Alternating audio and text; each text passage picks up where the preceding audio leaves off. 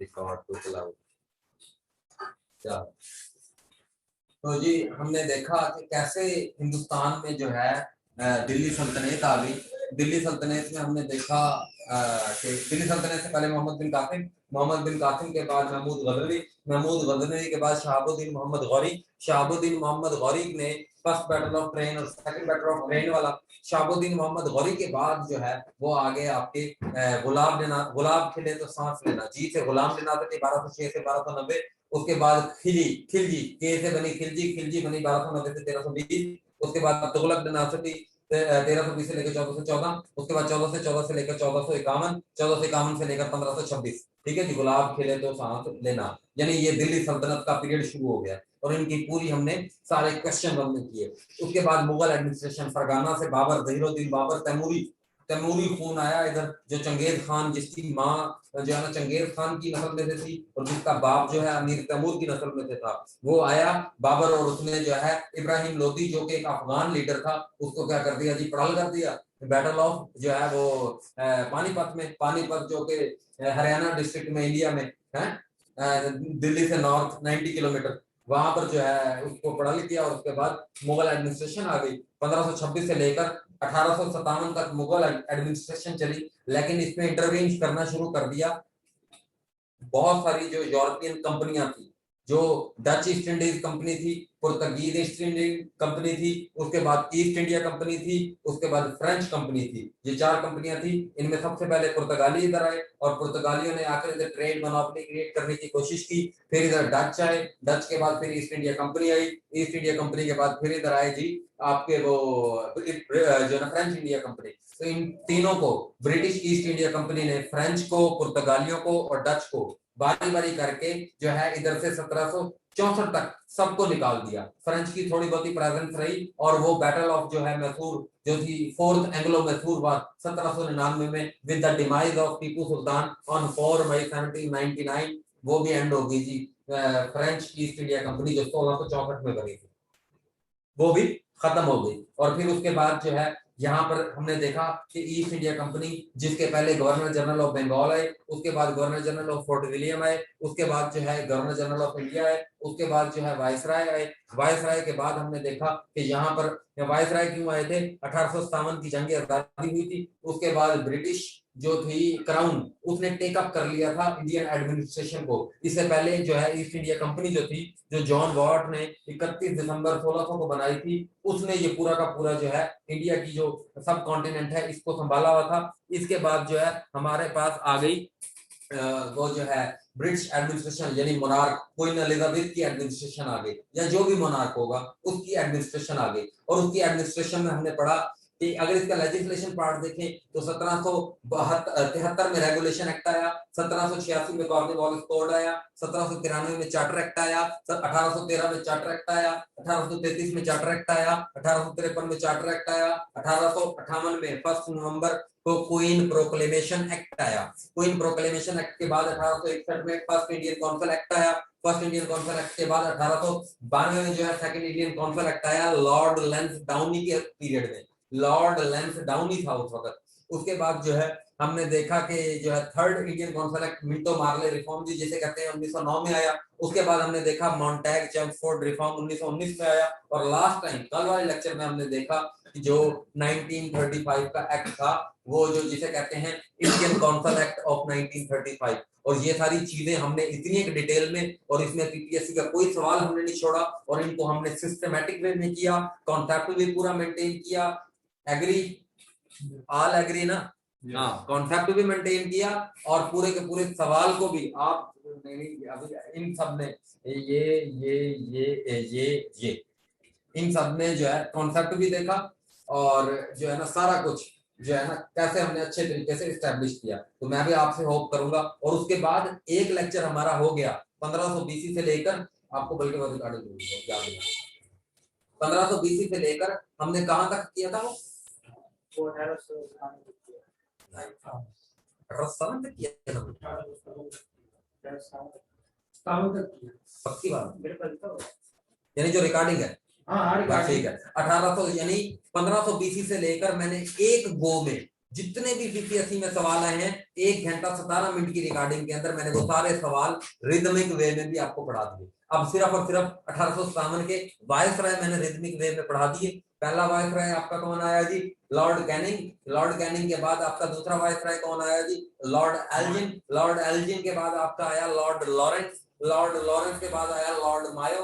Lord मायो के बाद आया लॉर्ड, उसके बाद लॉर्ड नॉर्थबुक। नॉर्थबुक के बाद आया आपका लॉर्ड लिटन। लॉर्ड लिटन के बाद आया लॉर्ड रिपन। लॉर्ड रिपन के बाद आया आपका लॉर्ड डफरिन। लॉर्ड डफरिन के बाद आया आपका लॉर्ड लेंसडाउनी।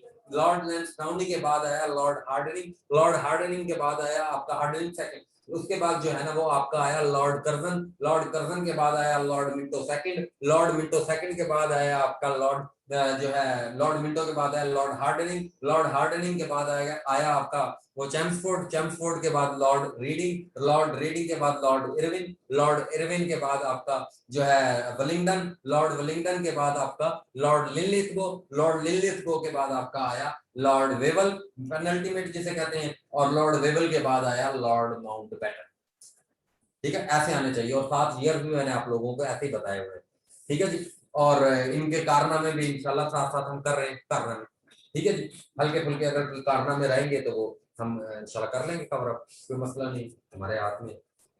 तो अच्छा, ये हमने वायसराय भी देखे, और इन वायसराय के पीरियड में जो जो इंडियन के अंदर मूवमेंट हो रही है, कांग्रेस बन रही है, कायदे-ए-आज़म की पर्सनालिटी आ रही है, दादा भाई नारोजी आ रहा है, गोपाल कृष्ण गोखले आ रहा है, उसके बाद जो है बाल गंगाधर तिलक आ रहा है, मोहन मदन मलाविया आ रहा है, हिंदू महासभा वाला जो है ना, उसके बाद जो इसके अंदर इंडियन कौंसिल एक्ट आ रहे हैं।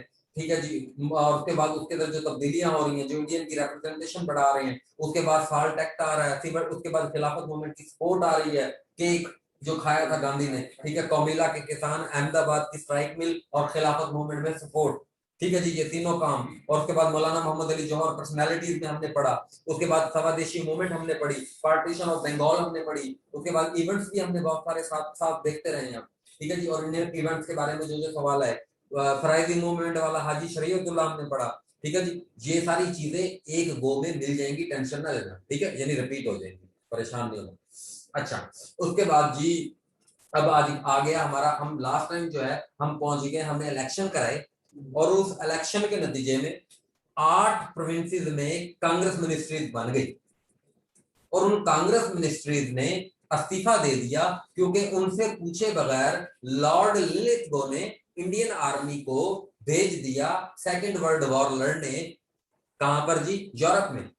जिसके ऊपर कांग्रेस ने प्रोटेस्ट के एतबार से जो है, जो कांग्रेस मिनिस्ट्री जो है 7 जुलाई से अक्टूबर 22 अक्टूबर तक 1939 तक कायम हुई थी, 1937 से 1939 तक, उन मिनिस्ट्रीज से इस्तीफा दे दिया कांग्रेस मिनिस्ट्रीज जो 8 प्रोविंसेस में कायम हुई थी, और 11 प्रोविंसेस के नाम का फार्मूला भी आपको बताया हुआ है, आसाम, बंगाल, बिहार, बॉम्बे, 3 A BBB, उसके बाद यूपीसीपी, UP Uttar Pradesh, CP central province, उसके बाद पंजाब, NWFP सिंध, और बिहार, और वो उड़ीसा, और उड़ीसा उड़ीसा उड़ीसा। ठीक है जी, ये 11 प्रोविंस जो है ये टोटल हमने देखे थे, और इन प्रोविंसेस में जो इलेक्शन हुए थे, क्योंकि 1935 का एक्ट हमने देख लिया था कि वो सिर्फ और सिर्फ प्रोविंसों में नाफिज हुआ था, फेडरेशन नहीं वजूद में आ सकी थी, क्योंकि जो required number of princely state थी, जिनकी तादाद 125 सीट्स उनको दी गई थी, उनमें से जो रिक्वायर्ड नंबर था वो नहीं आया। उन प्रिंसली स्टेट ने कहा हम नहीं फेडरेशन, हम क्यों अपनी स्टेट की राहत दे दें आपको, हम क्यों फेडरेशन का, क्योंकि फेडरेशन में अगर वो शामिल हो जाती तो उनकी स्टेट इंडिया ब्रिटिश एडमिनिस्ट्रेशन में चली जाती। जब उनकी स्टेट ब्रिटिश एडमिनिस्ट्रेशन में चली जाती तो उनके बहुत सारे इख्तियारात उनके जो नवाब थे उनसे ले लिए जाते। तो उन्होंने पहले तो हामी नहीं भरी, लेकिन इवेंचुअली जब अंग्रेज सरकार ने उनके ऊपर डंडा दिया तो उन्हें मानना पड़ा।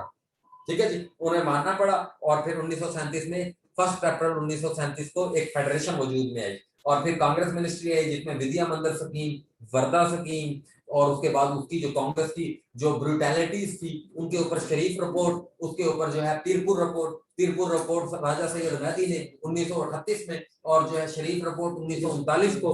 ठीक है जी, और उसके अलावा जो है मौलाना AK फजलुल हक ने भी जो है ना वो लिखा था कांग्रेस मिनिस्ट्री के ऊपर, और उसके अलावा मुस्लिम लीग ने, लेकिन वो दोनों इंपॉर्टेंट नहीं थे।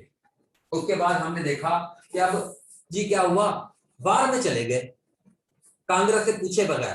तो कांग्रेस मिनिस्ट्रीज ने इस्तीफा दे दिया। यानी सेकेंड वर्ल्ड वॉर बड़ी डिटेल में पढ़ी है ये आप लोग, जूम वाले सेकेंड वर्ल्ड वॉर बहुत डिटेल में पढ़ी है। अब मैं सिर्फ हवाले दूंगा, अब मैं इधर डिटेल नहीं बताऊंगा। क्या यूरोप के अंदर बर्तानिया का हाल हो रहा था 1939 में भाईजान, लंदन और उनके शहरों को बमबारी कर करके, आपने पढ़ा, बल्कि बमबारी कर करके उनके शहरों को, यानी हिटलर ने पूरा का पूरा यूरोप फतह कर लिया सिवाय ब्रिटेन के। ठीक है जी, उनके ऊपर यानी नाजी जर्मनी ने फ्रांस कैप्चर, पूरे यूरोप में थरथल्ली मची हुई है। अब उस दौर में कौन है 1936 से 1943 तक longest viceroy Lord Linlithgow. Lord Linlithgow ने लॉर्ड लिनलिथगो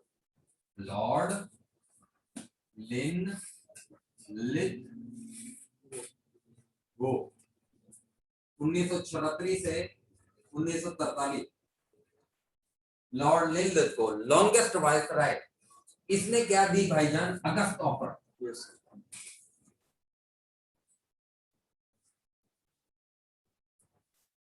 कब दी जी, 8 अगस्त 1940। इंपॉर्टेंट डेट भी इंपॉर्टेंट, ईयर भी इंपॉर्टेंट, डेट भी इंपॉर्टेंट, ईयर भी इंपॉर्टेंट। ये अगस्त ऑफर क्या थी, मुंह से बताता हूँ, सवाल नहीं आया क्योंकि, चलो अगर सवाल आ भी जाए तो लिख लेना।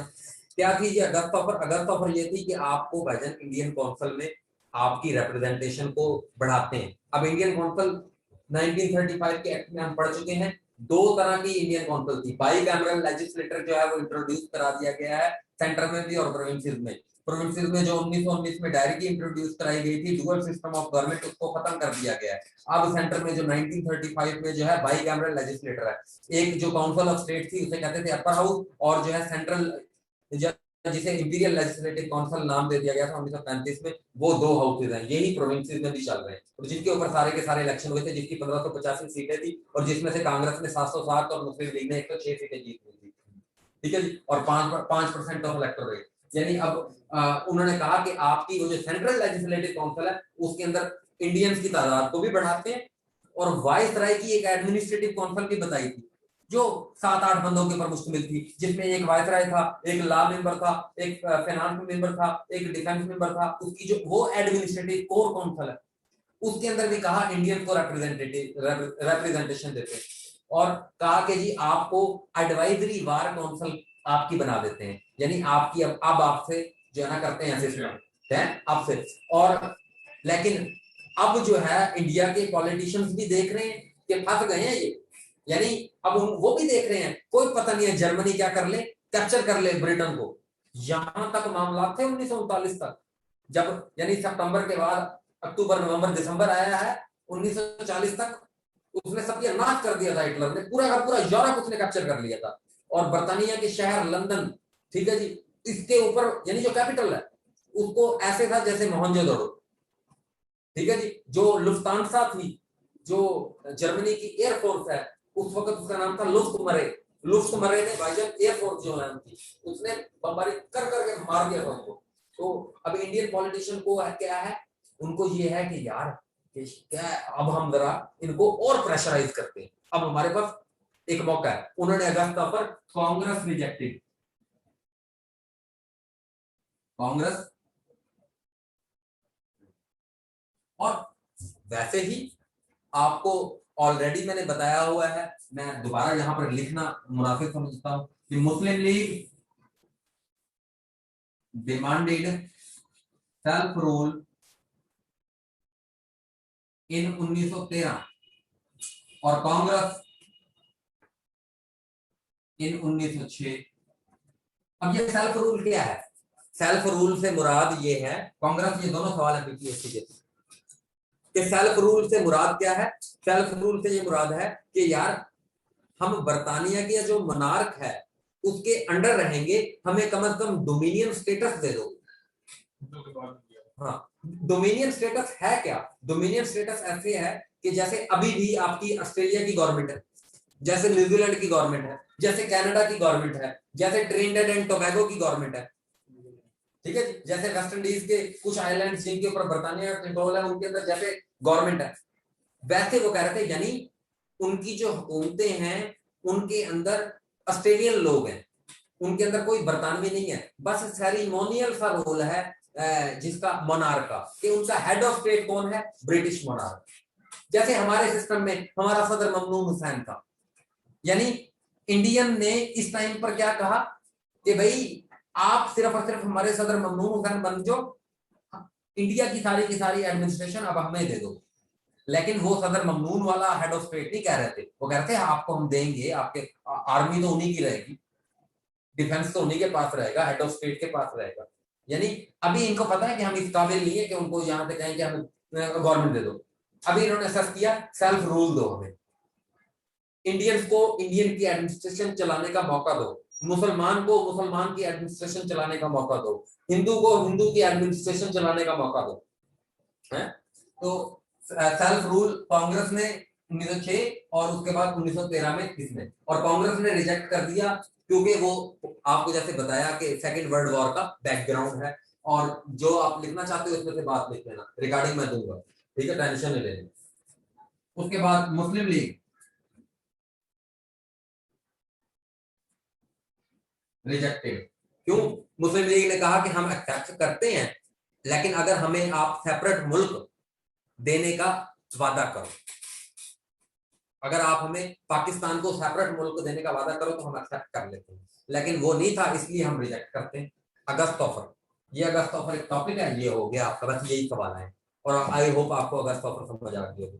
अब इस अगस्त ऑफर के बाद जो है एक साल पूरा एजिटेशन की पॉलिटिक्स चलती रही, लेकिन बरतानिया ने जो है ना इधर तो ऐसा सप्रेस किया इनको अपनी लिमिटेड फोर्स के तहत, क्योंकि इधर जो फोर्स है वो बरतानवी आर्मी 10 लाख तक गई है, बरतानवी आर्मी इंडियन आर्मी जो थी वो 10 लाख तक गई है, लेकिन उसमें जो बरतानिया के ज्यादा से ज्यादा फौजी रहे हैं वो 10,000 है, गोरे फौजी इधर 10,000 आए हैं बस, बाकी सारे के सारे इधर के इंडियन से लोग थे, वो इंडियन से इंडियन पर जुल्म करवाते थे, इंडियन से इंडियन को मरवाते थे, सारा कुछ इंडियन से करते थे, यानी उनकी एडमिनिस्ट्रेशन ने इनको रगड़ा के कहा थे, ठीक है जी, इनको बोलने शोलने नहीं दिया, इनको कुछ नहीं करने दिया। लेकिन गांधी भी जो है वो गांधी भी की अपॉर्चुनिटी को देख रहा था, और उसने इवेंचुअली क्या किया जी, quit India movement.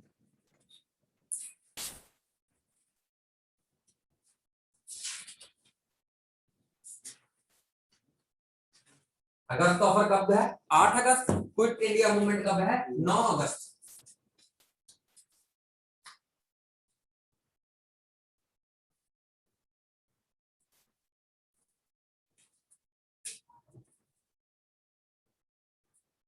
Quit India movement कब है? 9 अगस्त 1942। ठीक है जी।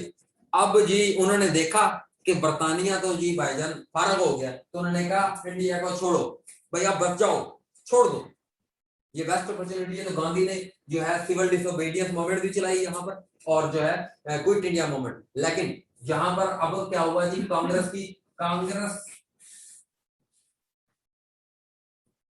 ऑल लीडरशिप अरेस्टेड, और कांग्रेस के 1940 के बाद सारे लीडर अरेस्ट करना हमने शुरू कर दिए। 1940 से लेकर 1946 तक कांग्रेस का कोई सेशन नहीं हुआ। 1940 से लेकर 1946 तक कांग्रेस का कोई सेशन नहीं हुआ। क्यों सेशन कोई नहीं हुआ? क्योंकि कोई लीडर बाहर ही नहीं है, तो सेशन कैसे हो? अच्छा, कांग्रेस जो है वो ऑल लीडरशिप अरेस्टेड, और इसने अब क्या हुआ जी, कायदे ने एक मूवमेंट शुरू की, डिवाइड। कायदे ने कहा अगर जाना है तो डिवाइड एंड क्विट।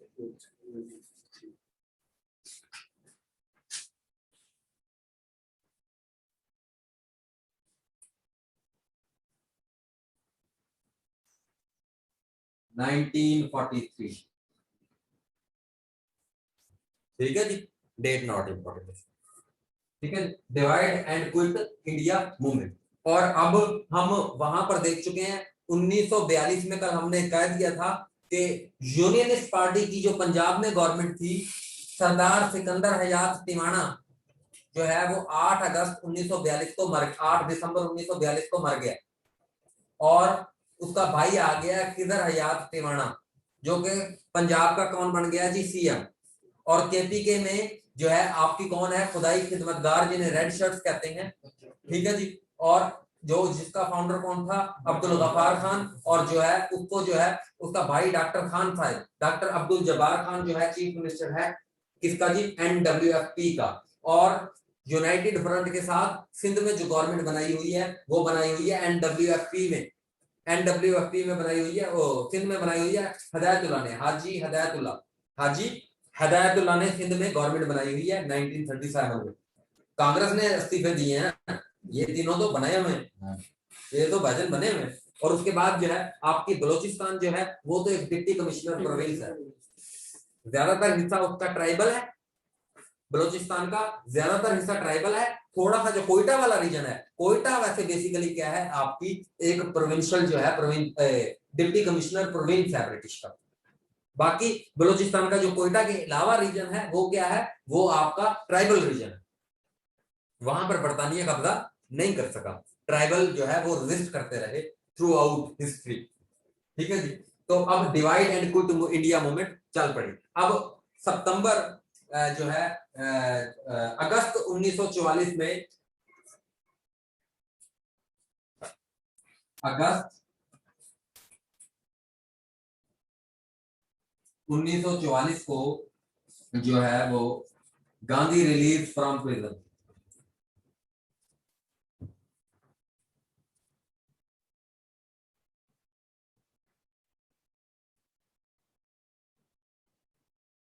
ये पॉइंट आप जहां पर लिखो। अब यहां पर आते हैं भाई इस दौरान जब अगस्त ऑफर कैंसिल हुई उसके बाद बर्तानिया ने क्रिप्स मिशन भेजा।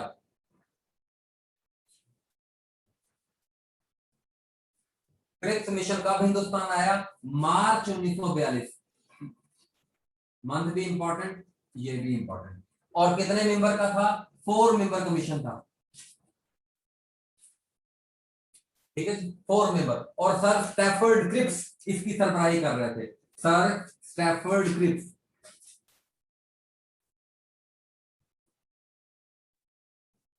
सर स्टैफर्ड क्रिप्स जो है वो सरबराही कर रहे थे। इस क्रिप्स मिशन ने कुछ जो है वो इन्हें कहा हिंदुस्तानियों को, कांग्रेस को और उसको मुस्लिम लीग को कि भाई हम आपको साथ निगोशिएट करते हैं, उनको कुछ offer the but Congress and Muslim league rejected.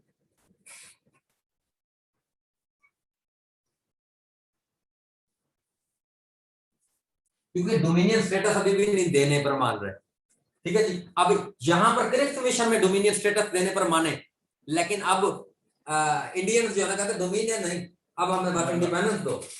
अब यहां पर डोमिनियन स्टेटस की हल्की फुल्की बात हुई है, लिख भी लेना डोमिनियन स्टेटस की बात हुई।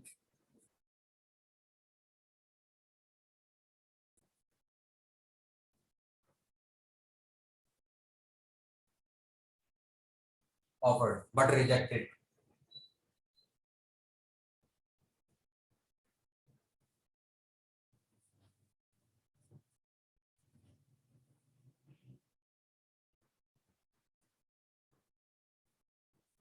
अच्छा अब जो है इसके बाद अब क्या हुआ कि यहां पर एक पॉलिटिशियन थे जिन्हें कहते हैं चक्रवर्ती राजगोपाल आचार्य, चक्रवर्ती राजगोपाल आचार्य। उन्होंने एक फॉर्मूला दिया जिसे कहते हैं सीआर फॉर्मूला।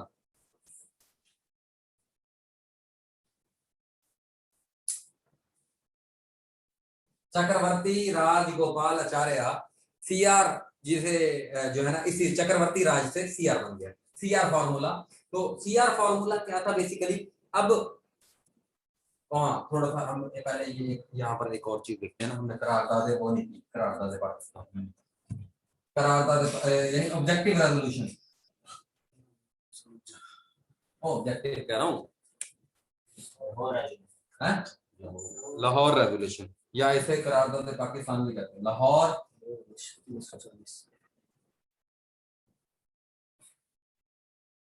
लाहौर रेजोल्यूशन यहाँ पर लिख देते हैं हम, लाहौर रेजोल्यूशन या जिसे पाकिस्तान रेजोल्यूशन भी कहते हैं। बता दो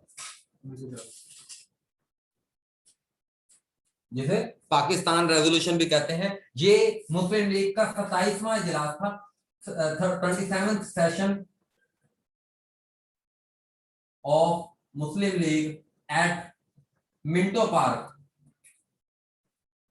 जिसका अब नाम क्या है जी, इकबाल पार्क। ये सवाल है सर,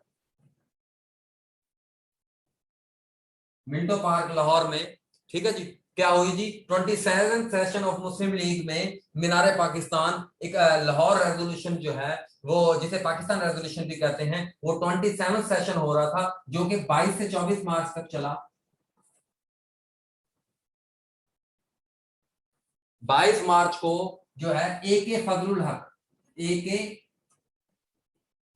हक, बार बार रिपीट नहीं करूंगा, ए के फजलुल हक बंगाल थे, शेरे बंगाल, कृषा प्रजक पार्टी, ठीक है जी, सारी बातें आपको पता है, ठीक है जी। ए के फजलुल हक जो है शेरे बंगाल ने जो है ना क्या लिखा जी, इन्होंने प्रेजेंटेड ऑब्जेक्टिव रेजोल्यूशन,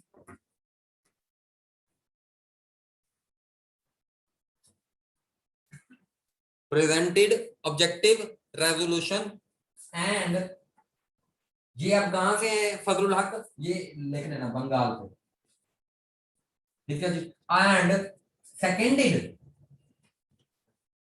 यानी इसे सेकंड किसने किया, सेकंड में, यानी सेकंड का क्या मतलब है, यानी एक सेशन हो रहा था, उसमें ए के फजलुल हक जो है ना वो खड़े हुए, और उन्होंने ये करारदाद जो थी वो, इसकी सदारत कौन कर रहे थे, प्रिजाइडेड बाय कायदे आजम, लिख लेना प्रिजाइडेड बाय कायदे आजम, लाहौर वाला ये जो सेशन था प्रिजाइडेड बाय कायदे आजम, लिख लेना, ठीक है जी। कायदे आजम इसकी सदारत कर रहे थे इस सेशन की, ठीक है जी। अब इसमें वो, अब जो सदर है उसने तो आखिर में तकरीर करनी है, उससे पहले ए के फजलुल हक तकरीर करने के लिए आए, उन्होंने करारदाद पाकिस्तान पेश कर दी।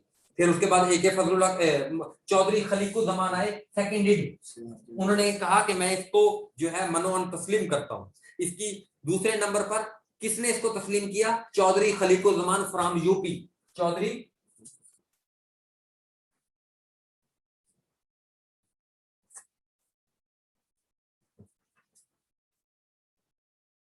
खलीकुज़्ज़मान फ्रॉम यूपी से, इन्हें क्या कर दिया जी, इसे सेकंड कर दिया, यानी सेकंडली इसको माना। उसके बाद जो है इसको सिंध से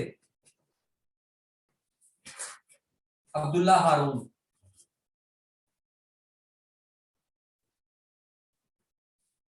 ठीक है जी, और बलोचिस्तान से कादी ईसा, कादी फायज ईसा कह रहा था, वो तो बेटा है, इसका बेटा काजी फायज ईसा। अच्छा, काजी बलोचिस्तान से काजी ईसा, और सरदार औरंगजेब,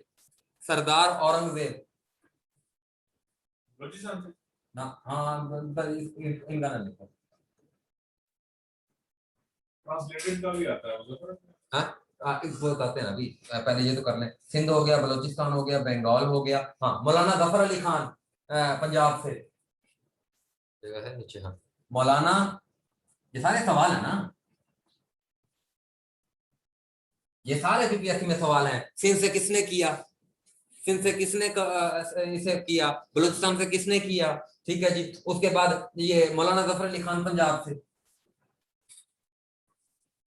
यहाँ पर मैंने आपको ना मौलाना जफर अली खान ही बताया हुआ, तो ये जगह है हमारे पास। मौलाना जफर अली खान जो है ना पंजाब से इनका ताल्लुक था, ये तो पता चल गया।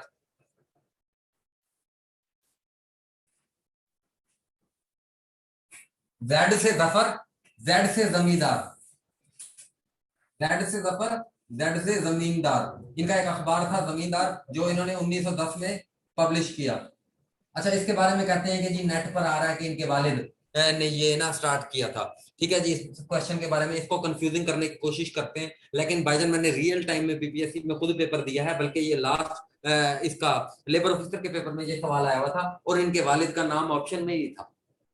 तो बीपीएससी ऑप्शन में नहीं जब दे रही तो बस किसी ने पब्लिश किया है जी, ठीक है जी। जमींदार मौलाना जफर अली खान, और पंजाब से इनका ताल्लुक है, ठीक है जी। बाकी इनका काम अभी इधर भी आ जाता है। इन्होंने क्या किया, इन्होंने मौलाना जफर अली खान ने ट्रांसलेटेड इन इंग्लिश ठीक है जी। ट्रांसलेटेड इन इंग्लिश जो है ये पाकिस्तान रेजोल्यूशन, और इन उर्दू किसने ट्रांसलेशन की? और ये उर्दू उर्दू में की ना इन्होंने, और उर्दू में थी, इंग्लिश में की, सॉरी उर्दू में थी, इंग्लिश में थी इसको। हाँ इंग्लिश में थी, उर्दू में इसको ट्रांसलेट किया, उर्दू ट्रांसलेटेड है, सॉरी। और मौलाना जफर अली खान एक शायर भी हैं,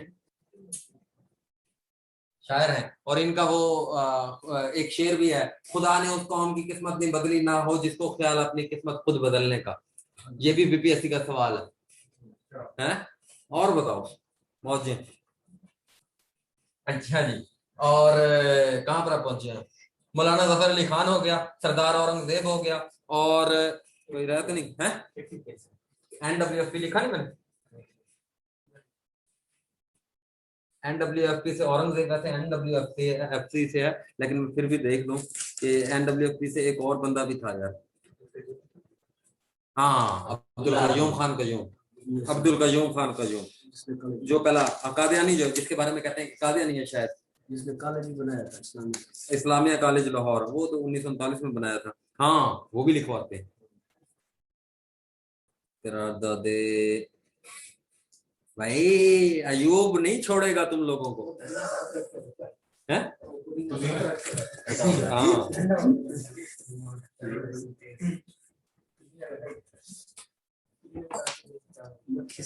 अच्छा जी, अब्दुल्ला औरंगजेब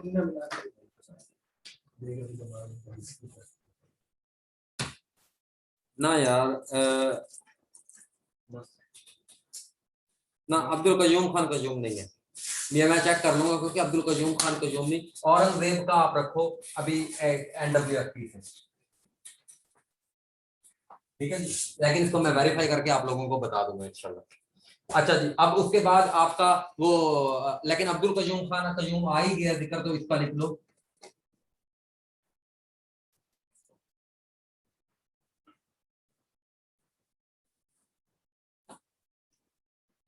अब्दुल कयूम खान कयूम जो है rendered his services for the province of NWFP, इन्होंने अपनी जो सर्विसेज हैं वो दी एनडब्ल्यूएफपी में, और 1939 में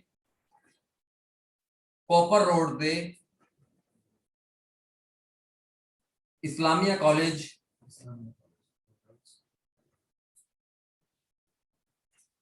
फॉर गर्ल्स, अच्छा Islamia college for girls establish किया, ठीक है जी, जिसके प्रिंसिपल रहे हैं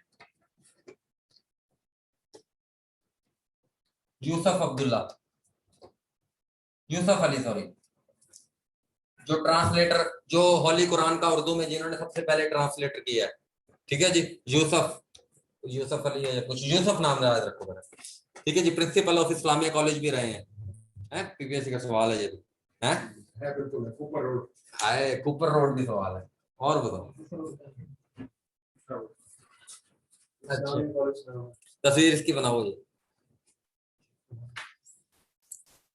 कौन बताएगा?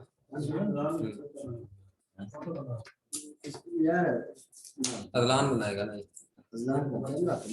अदलान भाई, ये बनाएगा अदलान, नहीं आप इस सेशन में नहीं, आप भेज नहीं सकते, ये बनाएगा अदलान।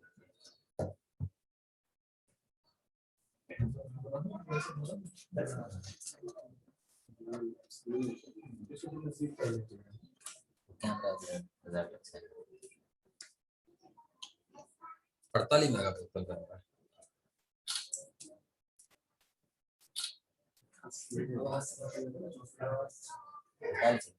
48 है।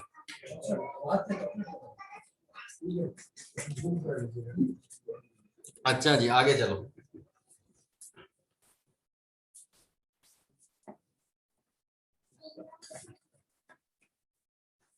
अच्छा अब कहां पर पहुंच गए हम रिदमिक वे में? हाँ यानी आपकी करारदाद पाकिस्तान भी हो गई, उसके बाद divide and quit India movement भी हो गई, गांधी जेल में चला भी गया और गांधी जेल से छूट भी गया।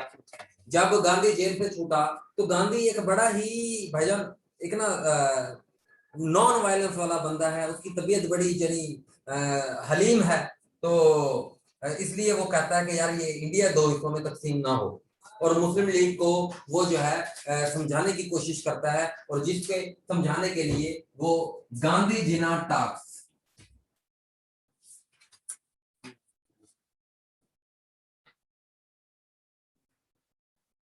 हाँ मैंने सीआर फार्मूला तो बताया नहीं, सीआर फार्मूला रह गया ना,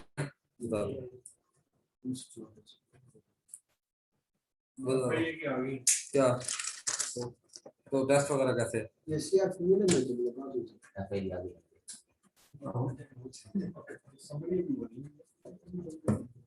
समरी तो बड़ी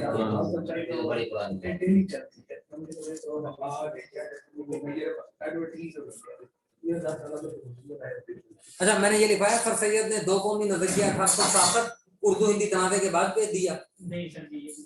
चलो देखो देखो ये लिख लो पहले साइड पे। 1867 में उर्दू हिंदी तनाज़ा के बाद 2 कौमी नजरिया दिया सर सैयद ने, और 1883 के बाद जो इलबर्ट बिल था उसके बाद सेपरेट इलेक्टोरेट को सपोर्ट किया।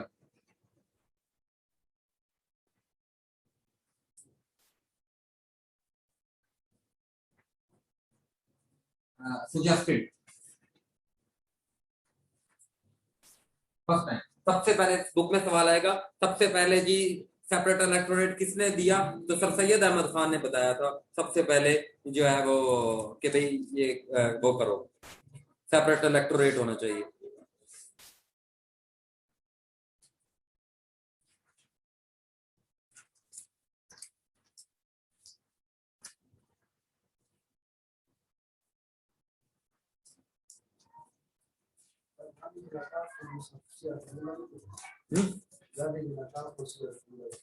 हाँ नहीं नहीं गांधी जना टाक, अच्छा गांधी जना, अब ये गांधी छूट गया भाईजान कब, अगस्त में।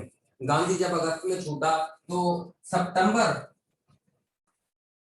1944 में 16 राउंड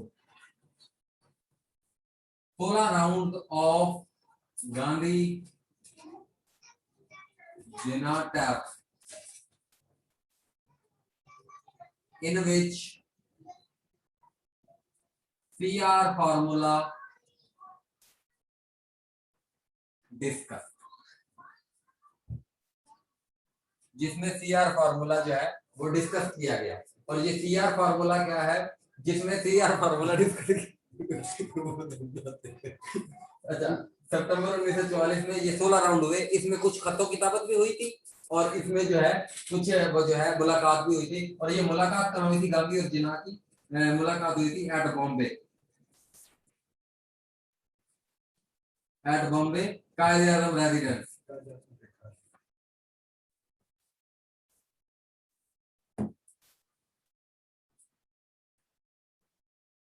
कायदे आजम के घर पर जी क्या हुई जी, और ये सीआर फार्मूला क्या है भाईजान, ये मैं लंबा सा है मुंह से बताता हूँ, आप इसमें से रिकॉर्डिंग में से देख लेना फिर, ठीक है। ये जी सीआर फार्मूला ये था कि जो है ना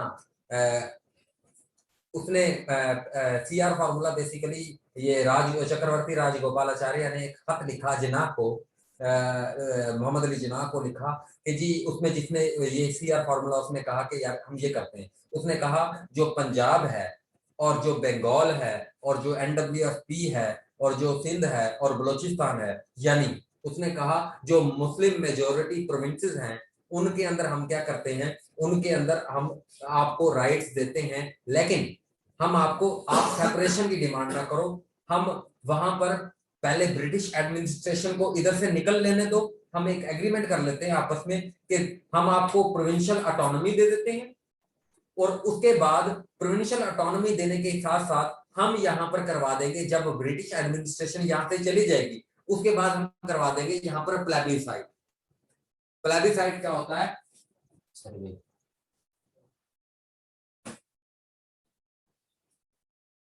रेफरेंडम, रेफरेंडम यानी वहां यहाँ के लोग जो है, जो अगर वो कहेंगे कि हम हिंदुस्तान की यूनियन के साथ रहना चाहते हैं तो हम वो हिंदुस्तान की यूनियन के साथ रह लेंगे, अगर वो सेपरेट होना चाहेंगे, लेकिन जो है उसके बाद 10 साल जो है ना हम गवर्नमेंट इधर जो भी करेगा करता रहेगा, उसके बाद भी हम जो है ना इस ऑप्शन पर गौर कर सकेंगे। अगर वो डोमिनियन छोड़ना चाहेंगे तो 10 साल का उनको टाइम होगा, 10 साल बाद वो क्या कर देंगे, यूनियन को छोड़ सकते हैं। ये था सीआर गोपालाचार फार्मूला, जो कि गांधी जी ना टास्क में भी डिस्कस हुआ, और लेकिन फिर जो है इवेंचुअली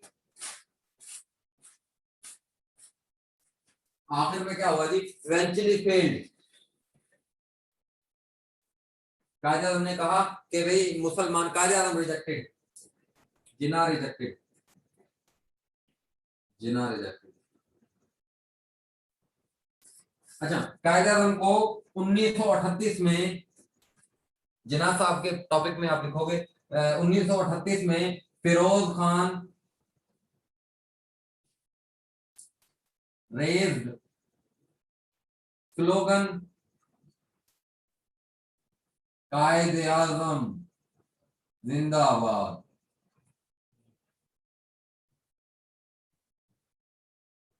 टाइटल गिवन बाय पीर मदरुल हक।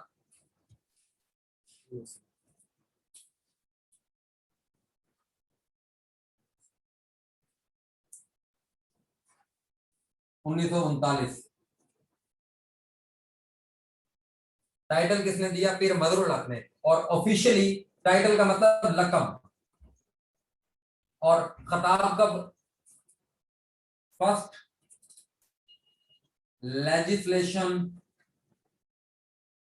Of Pakistan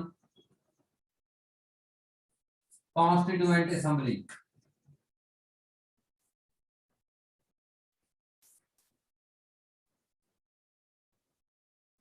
that Jinnah officially called कायदे आजम जी।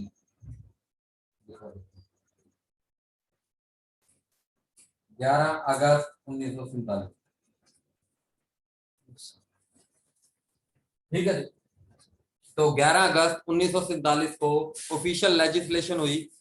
मैं मुंह से बता देता हूँ भाईजान, 1938 को फिरोज खान एक बंदा था, कायदे आजम एक जलसे में खड़े थे 1938 में, उसने कहा कायदे आजम जिंदाबाद, कायदे आजम जिंदाबाद, यानी उसने स्लोगन लगा दिया। कायदे आजम का पहली बार फिरोज खान ने वर्ड यूज कर दिया। उसके बाद पीर मजदूर हक ने ऑफिशियली, यानी आपको एक लकब दे दिया, जैसे गोपाल कृष्ण गोखले ने जिन्ना को कहा था, क्या कहा था कि ambassador of Hindu Muslim unity, और लकब किसने दिया, टाइटल किसने दिया, सरोजिनी नायडू ने, जो एक पोएटस थी, इंडियन पोएटस। इसी तरीके से कहा, नारा किसने लगाया, नारा लगाया जी फिरोज खान ने, और जो ये लकब है ये किसने दिया, पीर मजरुल हक ने। और वो खताब कब बन गया, जब पाकिस्तान की गवर्नमेंट ने 11 अगस्त को, जो उसकी कॉन्स्टिट्यूएंट असेंबली थी, उसने कहा आज के बाद कायदे आजम को ऑफिशियली उनके कागजात पर कायदे आजम का नाम, आज के बाद जिन्ना का नाम क्या लिखा जाएगा, कायदे आजम मोहम्मद अली जिन्ना। समझ आई बात की? तो जिन्ना रिजेक्टेड, क्या जिन्ना रिजेक्ट, अच्छा ये गांधी जिन्ना टास्क जो है 1940, जिसमें राजगोपालाचार फार्मूला जो है 1944 में जो हुआ था, तो ये जो है वो क्या कर दिया जी, रिजेक्ट कर दिया। और उसकी वजह क्या है, कायदे ने ये कहा कि हिंदू और मुसलमान दो एक अलग कौमें हैं, और हम पाकिस्तान लेकर रहेंगे, बन के रहेगा पाकिस्तान, बन लेकर रहेंगे पाकिस्तान। पाकिस्तान का मतलब क्या, ला इलाहा इल्लल्लाह। ठीक है जी, यानी कहने का मकसद है कायदे आजम ने 1940 के बाद कायदे आजम ने असेस कर लिया। अगर इनिशियली आप कायदे आजम को पूरी उनकी लाइफस्टाइल को देखोगे, बरतानिया के पढ़े लिखे, उसके बाद जो है पेंट कोट पहनने वाले और सेकुलर मिजाज, मुस्तफा कमाल अतातुर्क को प्रेज करने वाले, मुस्तफा अतातुर्क वही जो अजान को कहता था उर्दू में दो, औरतों को पर्दे के ऊपर पाबंदी लगा दी, उसकी कायदे आजम ने बहुत ज्यादा तारीफ की, क्योंकि इनिशियली वो एक सेकुलर माइंड के बंदे थे, और जो है तुर्की के अंदर जो एक वो एक सिस्टम था उसके भी वो कायल थे। लेकिन बाद में क्या हुआ जी, बाद में उन्होंने जब ये देखा कि, और कायदे आजम को 1919 में जो है, जो एक नॉन कॉपरेशन मूवमेंट थी 1920 के बाद, 1919 के बाद, जब जिसका इनिशिएट हो रहा था, वो एक कांग्रेस के इजलास में एक थप्पड़ भी पड़ा था, जिसकी वजह से कायदे-ए-आज़म ने कांग्रेस छोड़ भी दी थी, ठीक है जी, एक ओपन जलसे में, ठीक है जी, जिसकी वजह से कायदे-ए-आज़म ने ये कांग्रेस को छोड़ दिया था और फिर गांधी उसमें क्योंकि डोमिनेट करने लग गया था। तो उसके बाद ये स्टैनली वॉलपर्ट कहता है अपनी किताब में, उसने ये एंगल भी पेश किया स्टैनली वॉलपर्ट ने, कि बेसिकली जो है उसने नो डाउट कायदे-ए-आज़म की बहुत सारी तारीफें भी लिखी हैं, लेकिन उनका अगर लुबे-लुबाब बताऊं तो उसने यानी ये कहा है कि it is a clashes between the personality of Jinnah and Gandhi, because Gandhi dominated the Congress, that's why Jinnah disassociated from Congress in 1920 and finally he left the Congress in 1920 after the non-cooperation movement. ठीक है जी, तो ये उसका main theme है Stanley Wolpert, जो उसने उसका chapter बांधा है पूरा उसने जिन्ना के ऊपर, ठीक है जी, गांधी जिन्ना के कैसे उनका पर्सनालिटी कॉन्फ्लिक्ट था। उसके बाद जिन्ना का जो सेकुलर माइंड था वो मैंने आपके सामने रिप्रेजेंट किया कि मुस्तफा कमाल, लेकिन 1940s में उन्होंने देखा कि जी मुसलमानों को, अगर हिंदुस्तान के मुसलमानों को इकट्ठा किया जा सकता है, क्योंकि 1937 में उन्होंने देख लिया कि सिर्फ और सिर्फ 5% वोट मिले हैं, जो है पूरे के पूरे 106 सीटें मिली हैं 492 के जनसीटों में, तो उन्होंने देख लिया कि मुसलमान जो है वो इकट्ठे नहीं हो रहे, यूनियनिस्ट पार्टी जीती जा रही है, क्या नाम है, अहरार जीती जा रही है, ताला शाह बखारी वाली जो है जवातुल अहरार, उसके बाद जो है खुदाई खिदमतगार जीती जा रही है अब्दुल गफ्फार खान वाली। तो उन्होंने देखा कि यार ये मुसलमान तो आपस में बटे हुए, तो इनको जोड़ने का उन्हें एक ही तरीका नजर आया। वो तरीका क्या था? पाकिस्तान का मतलब क्या, ला इलाहा इल्लल्लाह बन के रहेगा पाकिस्तान, बन के रहेगा पाकिस्तान, ठीक है जी। और इसी सिलसिले में वो पीर साहब ऑफ मानकी शरीफ अमीनुल हसनात के पास गए, ठीक है जी। उसके बाद ये गोलड़ा शरीफ वालों के पास गए, ठीक है जी। इन सारे पीरों के पास उन्होंने राब्ते किए और पीर साहब से राब्ता करके उन्होंने इनको किया कि भाई आप हमारी जो तहरीक पाकिस्तान है इसके अंदर पार्टिसिपेट करें, लोगों को बताएं कि हम ऐसा मुल्क हासिल करने जा रहे हैं, दस्तूर रियासत क्या होगा, मोहम्मदुर रसूलुल्लाह, ठीक है जी। ऐसे नारे लगाए गए, पाकिस्तान का मतलब क्या, ला इलाहा, यानी 1940 से लेकर 1947 तक के पीरियड में सिर्फ और सिर्फ यही काम चलता रहा। पाकिस्तान का मतलब क्या, ला इलाहा इल्लल्लाह, बन के रहेगा पाकिस्तान, बट के रहेगा हिंदुस्तान, ठीक है जी। ये सारे के सारे यही नारे लगते रहे और इसी पूरे पीरियड में यही मामला चलते रहे और कायदे-ए-आज़म ने इसको बहुत हद तक प्रोपोगेट किया, ठीक है जी। उन्होंने बढ़ चढ़ के हिस्सा लिया और जो, क्योंकि उनकी पर्सनैलिटी इस तरह की थी, पैंट कोट पहनते थे, लेकिन आपको 1940s के बाद वो शलवार कमीज पहनते हुए नजर आएंगे और जो है वो पीरों के साथ भी डिफरेंट आप नजर आएंगे, ठीक है जी। पीर साहब ऑफ मानकी शरीफ, गोलड़ा शरीफ, इन सब पीरों के पास जो है वो शबीर उस्मान, मौलाना मौदूदी जो है, ये भी जमात इस्लामी वाले भी, ये सारे के सारे जो है जमीयत उलमा हिंद जो है वो कांग्रेस के साथ जुड़ी रही आखिर तक, ठीक है जी। लेकिन उसके अलावा जो बाकी पार्टीज थी वो कमिटेड रही किसके साथ जी, पाकिस्तान के साथ। और फिर पीरों का जब उसमें इन्फ्लक्स हुआ, पीर जब उसके साथ पाकिस्तान की मूवमेंट के साथ मिल गए, तो पीरों का एक बहुत ज्यादा वो था, तो पाकिस्तान की मूवमेंट। फिर उसके बाद जो है राजा साहिब ऑफ महमूदाबाद ने जो है मुस्लिम स्टूडेंट फेडरेशन का 1937 में बुनियाद रख दी थी। राजा साहिब ऑफ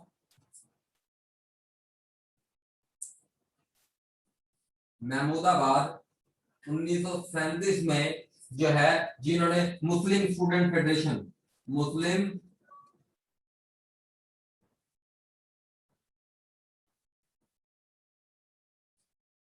अलीगढ़, ठीक है जी। और ये Raja Sahib of Mahmudabad second president of Congress भी हैं 1908 में, जब सरागा खान ने खत्म कर दी थी presidentship. First president of Muslim league कौन है जी, जो है ना वो सरागा खान थी, जिन्हें सुल्तान मोहम्मद स्वयं भी कहते हैं, ठीक है जी। वो जो है इस्माइली शिया हैं जो।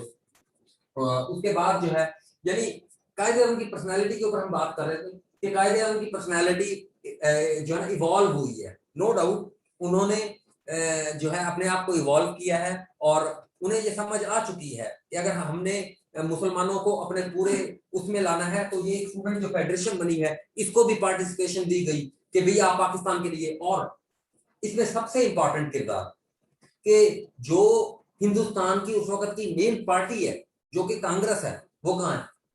जेल में। उसकी पूरी लीडरशिप कहां पर है? जेल में। तो कायदे-ए-आज़म को एक ओपन जो है प्ले फील्ड मिला, प्ले ग्राउंड मिला कि जहां पर वो अपनी पॉलिटिक्स को क्या कर सकते हैं, कर सकते हैं, क्योंकि पूरी की पूरी कांग्रेस जेल में है, उनके सेशन नहीं हो रहे, मुस्लिम लीग के पास पूरी अपॉर्चुनिटी है कि वो जाए, लोगों के पास अपना पैगाम पहुंचाए और मुसलमानों को एक प्लेटफॉर्म पर इकट्ठा करे। तो उसके लिए अब डिवाइड एंड ट्विट किया।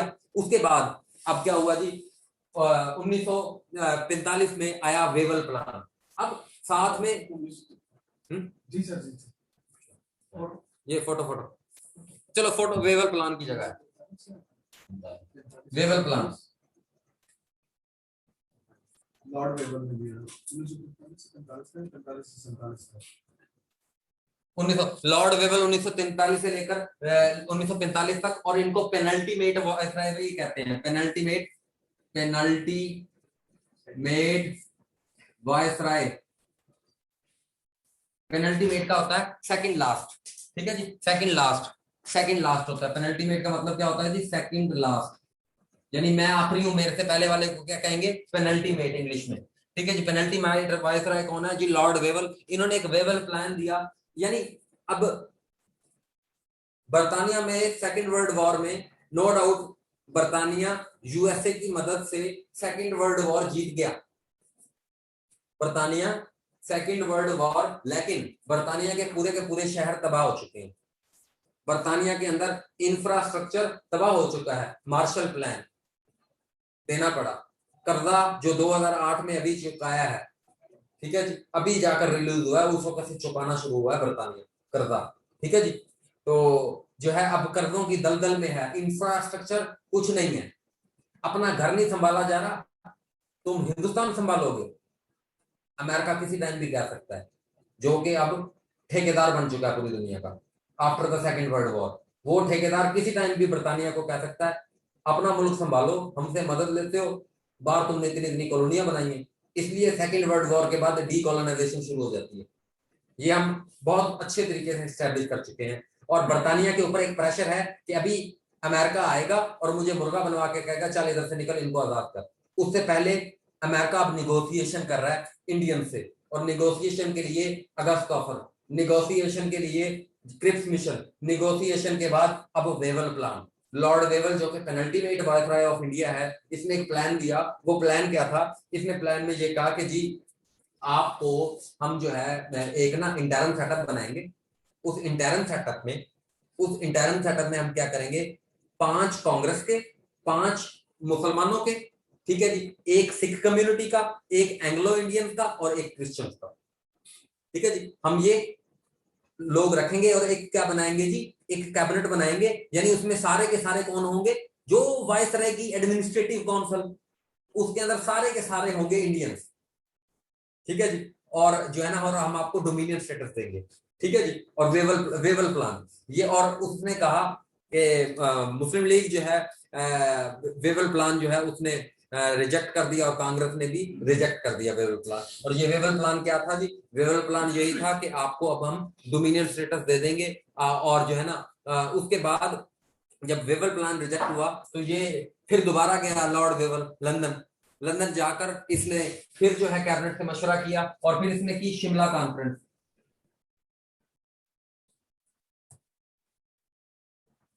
24 जून 1945 इसने फिर कहा, शिमला कॉन्फ्रेंस में भी यही लॉर्ड वेवल का जो प्लान था, इसमें मुस्लिम लीग की तरफ से एक ही ट्रेन में कौन गए, जिन्ना, ठीक है जी, उसके बाद जो है लियाकत अली खान, जो जिन्हें शहीद मिल्लत कहते हैं, लियाकत अली खान, ठीक है जी, शहीद मिल्लत जो है, जिन्होंने 1923 में कांग्रेस ज्वाइन, 1923 में मुस्लिम लीग ज्वाइन की है। ठीक है जी, नहीं, अल्लामा इकबाल ने 1908 में, ठीक है जी, 1923 में जिसने मुस्लिम लीग ज्वाइन की है लियाकत अली खान ने, और जिसे लेफ्टिनेंट, ठीक है जी, राइट एंड लेफ्ट हैंड का है कायदे-ए-आज़म ने अपना राइट एंड लेफ्ट ऑफ जिना, ठीक है जी, कि यानी मेरा दायां और बायां बाजू कौन है जी, लियाकत अली खान है, जिसके बारे में ये कहा है लियाकत अली खान, वो यानी जिना, लियाकत अली खान और AK फजलुल्लाह, इन तीनों ने रिप्रेजेंट किया शिमला कॉन्फ्रेंस में। शिमला जो है ये हिमाचल प्रदेश में ये जो पाकिस्तान का जो पाकिस्तान के साथ जम्मू कश्मीर है, जम्मू कश्मीर के साथ वाला जो एरिया है हिमाचल प्रदेश कहते हैं इंडिया का, जो कि लद्दाख से नीचे, बिल्कुल हिमाचल प्रदेश, बिल्कुल ये शिमला यहीं पर है। यहाँ पर जो है ना वो शिमला कॉन्फ्रेंस हुई 24 जून को, जहां पर उसने लॉर्ड वेवल ने एक निगोशिएशन की, बट इट फेल्ड। ये भी लिख लोगे एंड पर क्या हो गया जी, इट ऑल्सो फेल्ड। फेल्ड का मतलब क्या होता है, फेल्ड के साथ ये भी लिख लिया करो, rejected by Congress and Muslim league. ठीक है, जब तस्वीर बनाओ।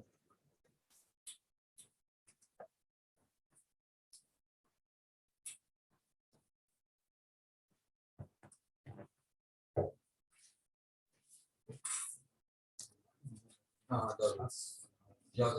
अच्छा सर, वो मैं फोन कर दूंगा, मैसेज दूंगा।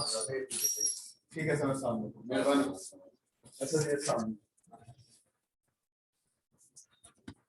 सर, जाना 7:30 बजे है ना?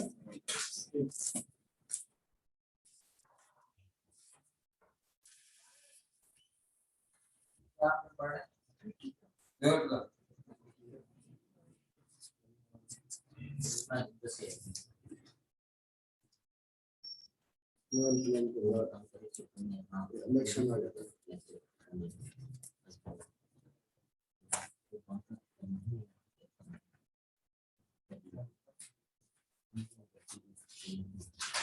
सर ये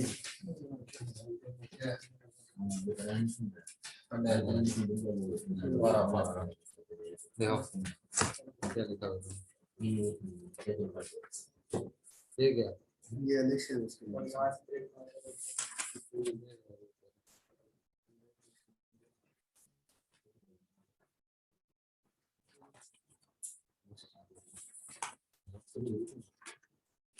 अच्छा बात का टाइम तो नहीं हुआ ना। अच्छा जल्दी जल्दी करते हैं हम थोड़ा सा ना। अच्छा चलो तस्वीर आ गई है। अब हम कहाँ पहुंचे, वेवर प्लान। अच्छा वेवर प्लान जो हो गया, शिमला कॉन्फ्रेंस भी हो गई भाई। फिर इसके बाद जी अब जो है ना ब्रिटिश, आपको पता है एडमिनिस्ट्रेशन फर्क हो चुकी है। अब फिर उसके बाद जो है ना आया कैबिनेट मिशन प्लान।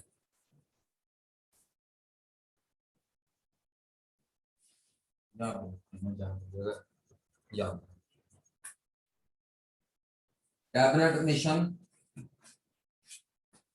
प्लान, ठीक है जी। क्रिप्स मिशन भी मार्च 1942 में आया था, कैबिनेट मिशन प्लान मार्च 1946 में आएगा। ठीक है जी, और ये 3 मेंबर है। ठीक है जी, 3 मेंबर। ठीक है जी, और इसमें मेंबर कौन कौन है 3 मेंबर में? एक तो आपका वो जो है लॉर्ड पैथिक लॉरेंस,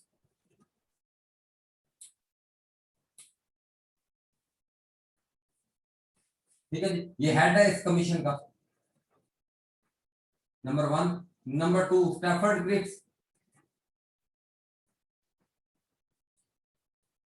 और नंबर 3 एवी अलेक्जेंडर। ये 3 मेंबर हैं जी किसके, कैबिनेट मिशन प्लान के। तो कैबिनेट मिशन प्लान जो है ये मार्च में आया, और इसने 3 विजिट किए इंडिया में टोटल, मार्च से लेकर मई तक। ठीक है जी, और इसने 16 मई 1946 को रिपोर्ट सबमिटेड।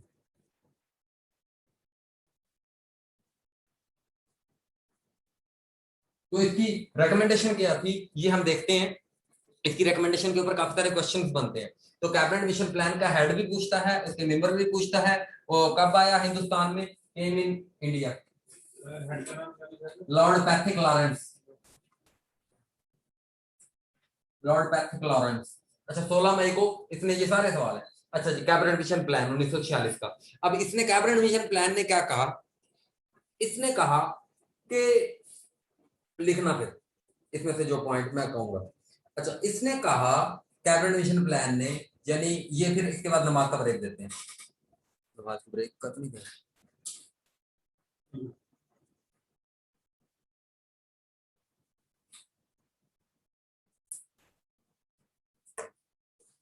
अच्छा है, 2 मिनट बाद देते हैं। उस इसने कहा था जो है कैबिनेट मिशन प्लान में कैबिनेट मिशन प्लान ये था कि कैबिनेट मिशन प्लान में लॉर्ड कैथेलरन जी आए, तीनों इन्होंने जाकर अपनी रिपोर्ट में इन्होंने कहा कि बंगाल को और पंजाब को डिवाइड ना करो, और जो है आपका जो इंडिया है इसको भी ऐसे रहने दो, जो मेनलैंड इंडिया है, मुस्लिम सूबे जो हैं उनको भी ऐसे रहने दो, और सूबों को ऑटोनॉमी दे दो। सूबों को ऑटोनॉमी का मतलब ये है कि सूबों को पावर दे दो, एक वीक सेंटर रखो, वीक सेंटर रखो और सूबों को पावर दे दो, और 10 साल बाद सूबों को ये इजाजत भी होगी कि वो जो है क्या कर सकें जी, वो अलग हो सकते हैं इस यूनियन से। इंडियन यूनियन जो बनेगी उनको इजाजत होगी कि 10 साल बाद अगर वो अलग होना चाहें तो अलग हो सकते हैं। भाईजान जैसे ही ये प्लान आया मुस्लिम लीग ने फौरन एक्सेप्ट कर लिया, first Muslim league accepted.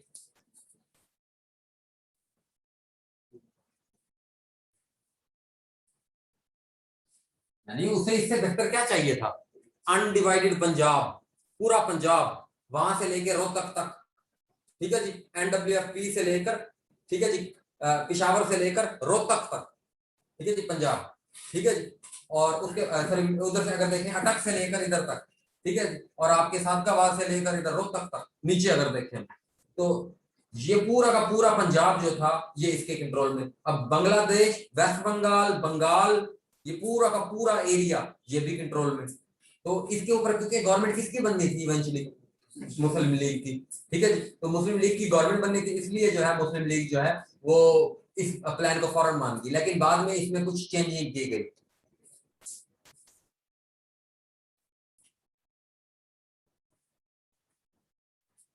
Some changes suggested, और इसमें क्या किया हुआ, 3 ग्रुप बनाए। पहले ग्रुप में पाकिस्तान, ठीक है जी, जो आज का जो हमारा पाकिस्तान है, यानी सिंध, पंजाब, KPK और बलोचिस्तान, ठीक है जी। दूसरे ग्रुप में इंडिया, जो आज का इंडिया है, अब मैं सूबों के नाम नहीं लिखना चाहता, ठीक है। उसके बाद तीसरे नंबर पर बंगाल और असम, ठीक है जी? उसने इन 3 हिस्सों में डिवीजन की, डिवीजन करके जो है उसने कहा कि जो है ग्रुप ए, ये ग्रुप ए इसे कहते हैं, ग्रुप ए, ग्रुप बी और ग्रुप सी,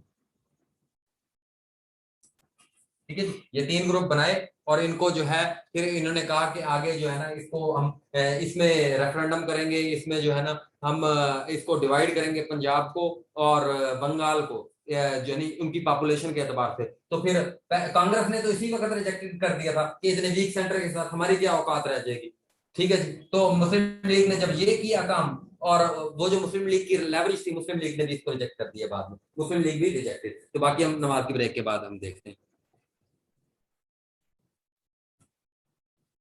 9:15 पे मिलते हैं।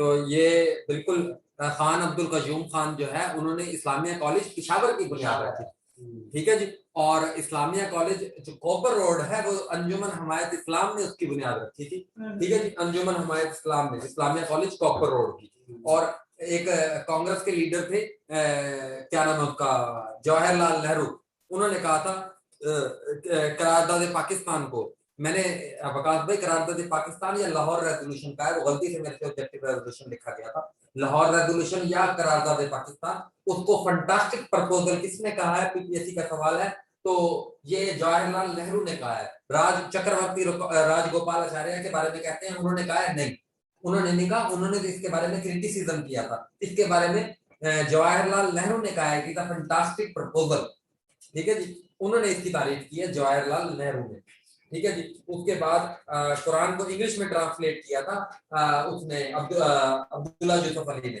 ठीक है जी। अब्दुल्ला यूसुफ अली ने जो इस्लामिया कॉलेज के प्रिंसिपल रहे हैं कूपर रोड लाहौर के, उन्होंने इंग्लिश में ट्रांसलेट किया था, सॉरी मेरे जहन से निकल गया।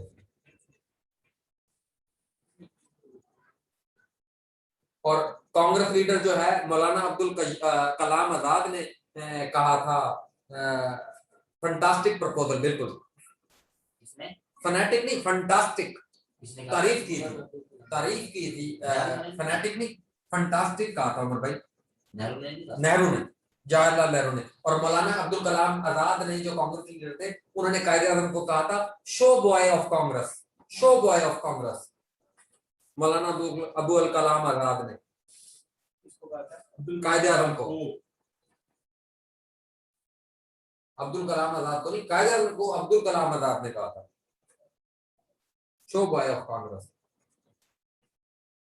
कायदे आजम ने, हाँ कायदे आजम ने कहा था, सॉरी कायदे आजम ने कहा था मौलाना अब्दुल कलाम आजाद को शो बॉय ऑफ कांग्रेस, क्योंकि इनकी आपस में टसल थी, ठीक है जी वो। और आपका आगे हम 1945 और 46 के इलेक्शन पर कैबिनेट मिशन प्लान आपको समझ आ गया। कैबिनेट मिशन प्लान में 3 ग्रुप में इंडिया को, पाकिस्तान से मुराद मेरी ये है कि आपका सिंध, पंजाब और जो है आपका जो है केपीके यानी एनडब्ल्यूएफपी।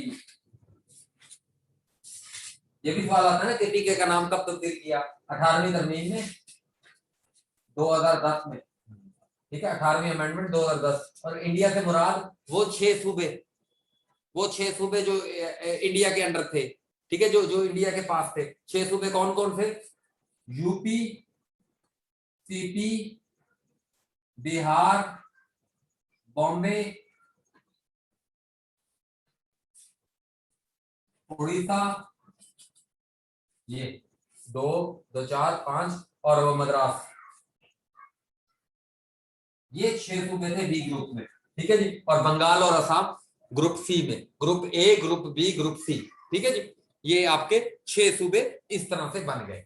उसके बाद भाईजान आपके आगे जी 1946 के, अब 1946 में, ओ सॉरी, और मैं वीडियो ऑन करना भूल गया, सॉरी जी सॉरी, वीडियो ऑन करना भूल गया। अब आ रही है ना वीडियो, आवाज मेरी आ गई। अब मैंने करेक्शन करा दी भाईजान, वो करेक्शन आपने कर ली ना सबने, ग्रुप में कोई बता दे मुझे, करेक्शन कर ली होगी आप लोगों ने सबने, ओके सर ठीक है। अच्छा जी, करेक्शन वो जो है ना हमने की है कि दोबारा से बता देता हूँ, अब्दुल्ला यूसुफ अली जो प्रिंसिपल रहे हैं इस्लामिया कॉलेज लाहौर के, उनके बारे में मैंने बता दिया कि उन्होंने कुरान मजीद ट्रांसलेट किया उर्दू में, हालांकि वो फर्स्ट ट्रांसलेटर हैं इंग्लिश के, गलती से मिस्टेक बाय मिस्टेकन जो है ना वो मेरे मुंह से निकल गया। उसके बाद मौलाना अबुल कलाम आजाद के बारे में मैंने कहा कि उनको कहा गया शो बॉय ऑफ कांग्रेस कायदे आजम की तरफ से, ठीक है जी, कायदे आजम की तरफ से शो बॉय ऑफ कांग्रेस कहा गया मौलाना अबुल कलाम आजाद को। और जो मैंने कहा कि फंटास्टिक प्रपोजल कहा जवाहरलाल नेहरू ने लाहौर रेजोल्यूशन को, जिसको पाकिस्तान रेजोल्यूशन भी कहते हैं, जो 23 मार्च 1940 को मंजूर हुई, जिसे जो है पेश किया ए.के. फजलुल हक ने, जिसे सेकेंडेड किया जो है उसने चौधरी खलीकुज्जमान ने यूपी से, और जिसे अब्दुल्ला हारून ने सिंध से, जिसे एनडब्ल्यूएफपी से खान अब्दुल कयूम खान या सरदार औरंगजेब खान, इन दोनों के बारे में लिख लें। और जिसे जो है बलोचिस्तान से काजी ईसा ने, ये वाली जो ऑब्जेक्टिव रेजोल्यूशन थी ये, और उसके बाद हमने और क्या अमेंडमेंट किया, बस यही अमेंडमेंट हमने की है। ठीक है, तो उसके बाद जी आपके 3 ग्रुप में मैंने कहा कैबिनेट मिशन प्लान में इंडिया को डिवाइड कर दिया गया। और अब होंगे 1945-46 इलेक्शन। अब यहां पर भाईजान फेडरेशन बन गई है, यहां पर एक होंगे सेंट्रल इलेक्शन जो कि होंगे दिसंबर 1945 में, और जिसमें टोटल सीट कितनी होंगी, 102 सीट्स पर इलेक्शन होंगे। इसमें से 57 कांग्रेस जीत जाएगी और 30 जो है वो मुस्लिम लीग जीत जाएगी। और Muslim League won all his seats, उन्हें जो सेपरेट इलेक्टोरेट में दी गई थी उन्होंने अपनी सारी सीट्स जीत ली। उसके बाद ये तो हो गया आपका 57 और 30 ये तकरीबन वो बनते हैं। बाकी कुछ सिखों ने जीती और कुछ इंडिपेंडेंट्स ने जीती, ठीक है जी, वो हमारे लिए इंपॉर्टेंट नहीं है, ये दोनों हमारे लिए फिगर इंपॉर्टेंट है। उसके बाद सेंट्रल लेजिस्लेटिव काउंसिल के बाद आपकी आ गई प्रोविंशियल असेंबलीज में।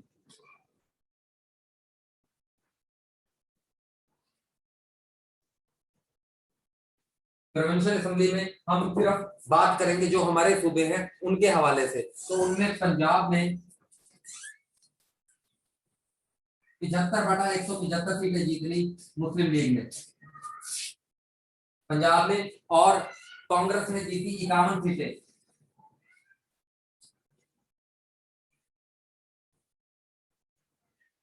और जो यूनियनिस्ट पार्टी थी 1937 के इलेक्शन में उन्होंने 95 सीटें जीती थी, मैंने लास्ट टाइम आपको बताया था। और उन्होंने उनका जो सरदार सिकंदर हयात खान था उसने गवर्नमेंट बनाई थी, याद होगा आपको। अब यहाँ पर 51 सीटें कांग्रेस ने जीती, और जो यूनियनिस्ट पार्टी जिसने 95 सीटें जीत गई थी, इस बार उसने सिर्फ और सिर्फ 20 सीटें जीती। और फिर बाद में क्या हुआ, इसके 10 मेंबर मुस्लिम लीग में शामिल हो गए।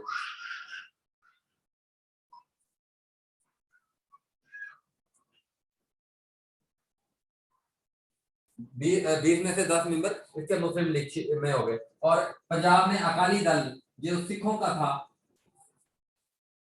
जिसको बलदेव सिंह हेड कर रहे थे, अकाली दल सिखों की, इसने 22 सीटें,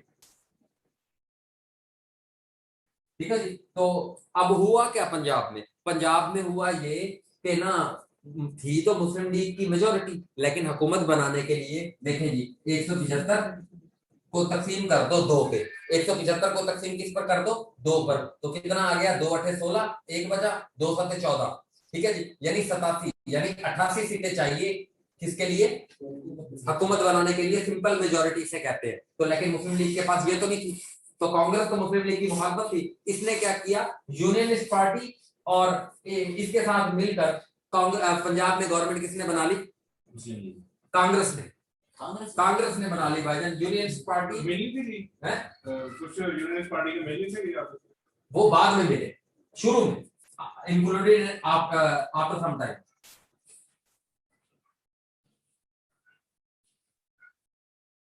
आफ्टर सम टाइम पहले 21, 20 और 22, 51, 20 और 22 कितने हो गए जी, 3, 5 और 4 9, 93, इन्होंने मेजोरिटी बना ली। 88 चाहिए थी, इनकी 93 होगी मिलके तीनों की, ठीक है जी। तो इन तीनों ने मिलकर पंजाब के अंदर मुस्लिम लीग की गवर्नमेंट पंजाब की हद तक, और उन्होंने, कांग्रेस ने एक और काम किया, उन्होंने खिदर हयात टिवाना को ही रहने दिया चीफ मिनिस्टर, ठीक है जी। और सीएम कौन बन गया, खिदर हयात टिवाना, ठीक है जी, सीएम बन गया खिदर हयात टिवाना। उसके बाद भाईजान आपकी आ गई, ये होगी आपकी। उसके बाद आपका आ गया जी वो पंजाब हो गया। उसके बाद सिंध में टोटल सीटें थी 60, ठीक है जी, उसमें से मुस्लिम लीग ने जीत ली जी 38/60, ठीक है जी। और मुस्लिम लीग फॉर्म्ड गवर्नमेंट,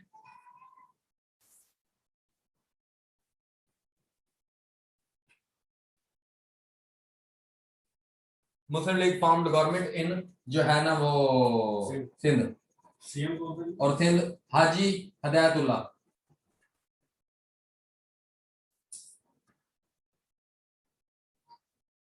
हाजी हिदायतुल्लाह क्या बन गया जी, सिंध का सीएम बन गया जी।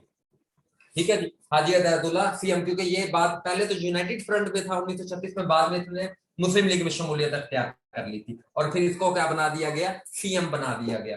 इसी की वजह से मुस्लिम लीग की पार्टी जो थी सिंध में जो है ना उसने पकड़ अपनी बनाई थी। उसके बाद एनडब्ल्यूएफपी में जो है खुदाई खिदमतगार ने जो है मुस्लिम लीग ने एनडब्ल्यूएफपी में भी 60 सीटें हैं, 60 में से 17 जो है वो कांग्रेस, 17 जो है खुदाई खिदमतगार ने जीती, रेड शर्ट्स जिन्हें कहते हैं। उसके बाद जो है मुस्लिम लीग ने भी जो है 17 जीती, मुस्लिम लीग ने 17 जीती। उसके बाद कांग्रेस ने खुदाई खिदमतगार के साथ मिलकर अब्दुल जब्बार खान सीएम बने इधर पे, अब्दुल जब्बार खान, डॉक्टर खान साहब जिन्हें कहते हैं, अब्दुल जब्बार खान जिसे डॉक्टर खान साहब कहते हैं, जो अब्दुल गफ्फार खान के भाई हैं, डॉक्टर खान साहब बेकेम सीएम।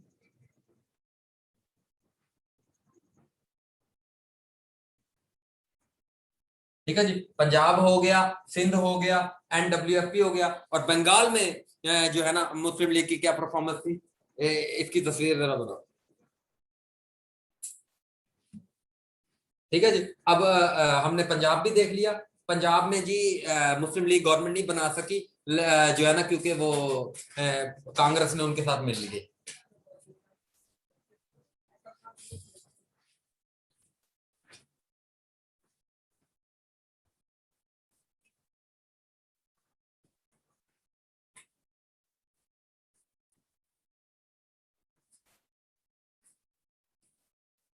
अच्छा, और उसके बाद बंगाल में मुस्लिम लीग की बहुत जबरदस्त परफॉर्मेंस रही। इनकी 113 सीटें थी, 113/215।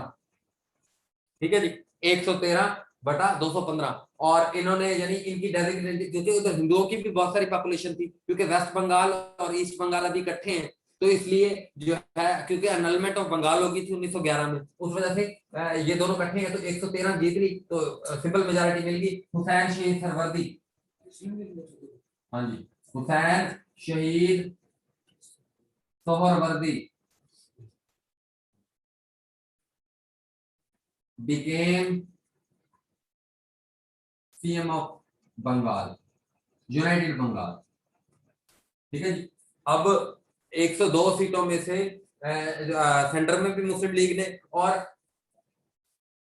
492 में से 87.5% सीट्स मुस्लिम लीग वॉन सीट। और ये कितनी बनती थी, 425, 492 में से जो मुस्लिम लीग की सीटें थी उसमें से। और यहां पर क्लियर हो गया, यहां पर जो इबहाम थे, अब बात को जरा समझने की कोशिश कीजिएगा कि अब से पहले तक मुस्लिम लीग को मुसलमानों की नुमाइंदा जमात माना ही नहीं जाता था। क्यों? क्योंककि वो ना उनके जलसे इतने बड़े बड़े होते थे, खुतबा अलाहाबाद भी 1500 लोगों पर मुश्तमिल था। उसके बाद 1934 में दोबारा कायदे आजम आए, मुस्लिम लीग की कोई फॉर्मेशन नहीं थी, दो टुकड़ों में बटी हुई थी, मुस्लिम लीग शफी, मुस्लिम लीग जिन्ना। उसके बाद 1937-38 इधर भी 1937 के इलेक्शन में क्या असर हुआ इसका, सिर्फ इनके जो मुसलमानों की अपनी सीटें थी वो 5% सिर्फ जीत सके, बाकी सारी सीटें हार गए। यानी उनको कैसे नुमाइंदा जमात माने जब मुसलमान उन्हें वोट ही नहीं देते, तो वो जो है नुमाइंदा जमात नहीं हुई, उसने साबित ही नहीं किया अपने आप को नुमाइंदा जमात। तो फिर उसके बाद क्या हुआ, 1940 में लाहौर रेजोल्यूशन, पाकिस्तान का मतलब क्या, बन के रहेगा पाकिस्तान, बढ़ के रहेगा हिंदुस्तान, जब और जो है ना पीर सारे इकट्ठे हो गए, तो फिर जो है कंपेन चलाई, कांग्रेस भी जेल में, इस पूरे स्लोगन को लेके कायदे आजम ने हर जगह कैंपेन चलाई। फिर इवेंचुअली क्या हुआ 1946 में, अब मुस्लिम लीग ने पूरे इंडिया के होराइजन के ऊपर, पूरे इंडिया के नक्शे के ऊपर यह साबित कर दिया है कि मुसलमानों की एक वाहिद नुमाइंदा जमात है, दैट इज मुस्लिम लीग। यहां पर क्लियर हो गया। पर जो सूबे थे, सिंध में, बंगाल में, पंजाब में मेजोरिटी तो ली है ना, मेजोरिटी ली है, और एनडब्ल्यूएफपी में भी काफी सारी जो है ना वो सीट्स हैं उसके पास। तो अब जो है हुआ क्या, ये हुआ कि जी ये आपने इसका सारा देख लिया। अब उसके बाद यानी Muslim League declared only representative of Muslim, उसने अपने आप को मनवा लिया। ठीक है जी। इसके बाद क्या हुआ जी, लॉर्ड वेवल जो था, लॉर्ड वेवल ने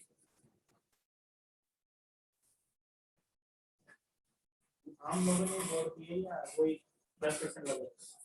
हाँ वही 10 अडल्ट फ्रेंचाइज है, लेकिन 10% लोग हैं बस। ठीक है, क्योंकि अभी उन्होंने आईडी कार्ड ही नहीं बना के दिए हुए लोगों को, 10% लोगों को सिर्फ आईडी कार्ड बना के दिए। 18 साल से अबव लोग दे तो सकते हैं वोट, लेकिन नहीं दे सकते। ठीक है जी। लॉर्ड वेवल जो है वो उसने कॉल दी कि भाई हम यूनाइटेड इंडिया रखेंगे। ठीक है जी, यूनाइटेड इंडिया की उसने कॉल दी। इसके अगेंस्ट कायदेदारों ने कहा डायरेक्ट एक्शन डे।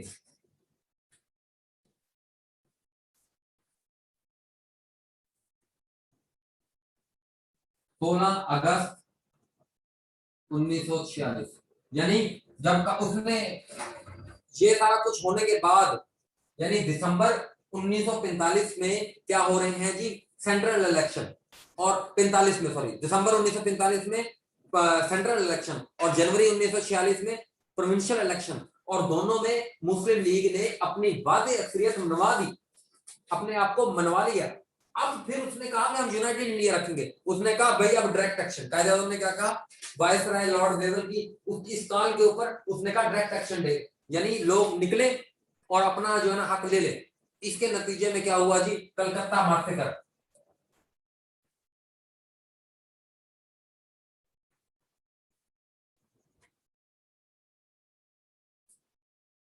अब आपको पता है वेस्ट बंगाल में जो है मैंने बताया है कि 78 मिलियन पॉपुलेशन थी एट द टाइम ऑफ 1905, जब पार्टीशन ऑफ बंगाल होने लगी थी। उससे पहले तक यानी 8 करोड़ अब इस सूबे में टोटल लोग हैं, 8 करोड़। अब इस 8 करोड़ में से जो है तकरीबन 50 लाख मुसलमान है, 40 लाख 5 करोड़ मुसलमान है, 4 करोड़ कौन है, हिंदू है। लेकिन यहाँ पर अब गवर्नमेंट किसकी बन गई है, मुसलमानों की। तो इस गवर्नमेंट की सरपरस्ती में हिंदुओं को मारा गया कायदेदारों की कॉल के ऊपर। ठीक है, you can not deny that. ठीक है जी, इट इज डॉक्यूमेंटेड। तो जो है ना, अब उसके बाद जब ये काम हो गया, कलकत्ता मस्कर हो गया under the leadership of Hussain Sheikh Suhrawardy, तो उसके बाद क्या हुआ कि कलकत्ता में यानी लोगों की लाशें पड़ी हुई थी रोड के ऊपर। ठीक है जी, और लोग जो है ब्रूटली उन्हें मार दिया गया था, कॉल दे दी थी गवर्नमेंट ने। ठीक है जी, तो फिर जब इस तरीके की होगी गवर्नमेंट की सत्ता के ऊपर, लोगों के ऊपर जुल्म सितम ढाना शुरू कर दिया। तो फिर उसके बाद आपके जो है एनडब्ल्यूएफपी में जो सिख थे उनको मारना शुरू कर दिया। पंजाब में जो आपके मुल्तान में हिंदू थे इनको मारना लोगों ने शुरू कर दिया। ठीक है जी, जब एक नेशनल लेवल का लीडर जब वो उसने कह दिया कि भाई अब कर लो कुछ भी, तो जहां पर दंगों का इनिशिएशन शुरू हो गया अब अगस्त के बाद से। और अगर हम जो पार्टीशन के दंगों की स्पेशली बात करें तो मार्च 1947 से शुरू हो चुके हैं बाय द मुस्लिम लीग और मुस्लिम सो कॉल्ड। ठीक है जी, जो भी उस वक्त के मुस्लिम थे एनडब्ल्यूएफपी से ये काम स्टार्ट हुआ। उन्होंने सिखों की एग्जीक्यूशन गांव के गांव जलाना शुरू किए सिखों के, क्योंकि सॉरी शहर के शहर उनकी शहर, क्योंकि जो एनडब्ल्यूएफपी का जो एरिया था इधर आपको पता है राजा रंजीत सिंह की एडमिनिस्ट्रेशन रही है 1801 से लेकर 1846 तक। 1839 में उसका डिमाइज हो गया था, लेकिन उसके बाद 1846 तक वो यानी उसकी हुकूमत जहां रही है, और उसके बाद 1849 में ब्रिटिश एडमिनिस्ट्रेशन ने इसे टोकअप किया। लेकिन 1849 के बाद भी यहाँ पर सिखों की बहुत बड़ी पॉपुलेशन मौजूद थी। उस पॉपुलेशन को, और वो शहरी सतह पर मौजूद थी, और देहात में मुसलमान थे। मुसलमान देहात से उठकर उन्होंने सिखों को एग्जीक्यूट करना शुरू कर दिया according to I H Qureshi. ठीक है जी, इश्तियाक अहमद कुरैशी जो है उसने अपनी जो है किताब स्ट्रगल फॉर पाकिस्तान है उसमें ये लिखा है। ठीक है जी, कि यहाँ से शुरू हुआ और उसके बाद दूसरे नंबर पर मुल्तान से शुरू हुआ। यहाँ पर एक लक्ष्मी मंदिर मंदिर के अंदर भी एक यहाँ पर बड़ा बहुत बड़ा बनिया था, हिंदू बनिया, उसको कत्ल कर दिया गया जो लोगों के दरमियान फैसले कराता होता था। ये हमारे अंदरून शहर में दिल्ली गेट से। ठीक है जी, तो दंगों की वो बात है। ठीक है, बात कहीं और निकल जाएगी। कलकत्ता फंसेगा, उसके बाद जी आपका डायरेक्ट एक्शन डे। अब क्या हुआ जी, अब आ गया यानी लॉर्ड वेवल के मामला के कंट्रोल नहीं हो रहे, उसके एडमिनिस्ट्रेशन फेल हो गई है। फिर इवेंचुअली 22 मार्च 1947 को कौन आ गया जी? Lord Mountbatten.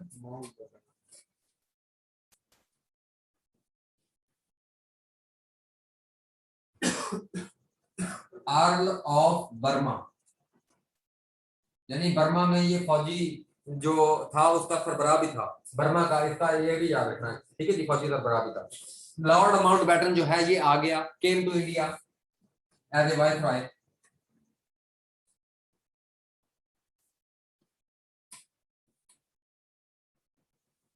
Came to India as a viceroy Lord Mountbatten, और इसने आकर जो है लीडर से, जो मुस्लिम और हिंदू लीडर से, उनसे मिलना शुरू किया कि अब क्या करना है जी, क्या मामला करने हैं। तो फिर इसने सारा मामला कर कर आके इसने इवेंचुअली फिर आपका क्या पेश किया जी? 3 जून प्लान। ठीक है जी, तो 3 जून प्लान के लिए जगह है, हाँ है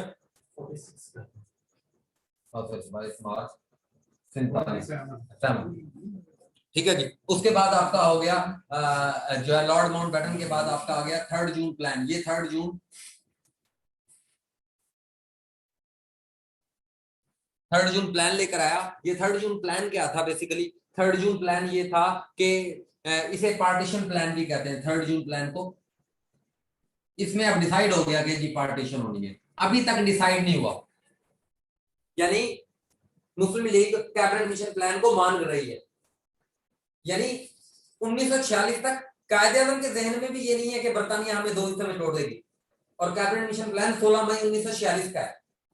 वो इस टाइम तक गौर कर रहे हैं कि हमारा इकट्ठा यूनियन बनना है तो हम कैसे बनना है, इस बात को अभी भी ऑप्शन में से निकाला नहीं गया।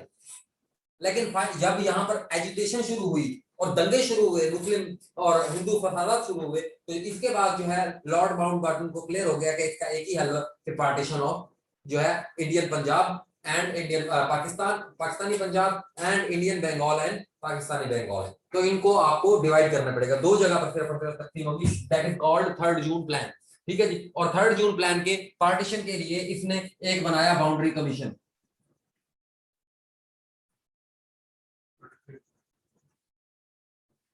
ठीक है जी, और इस बाउंड्री कमीशन के टोटल जो है वो जो है 448 और एक 9 मेंबर थे, 9 मेंबर।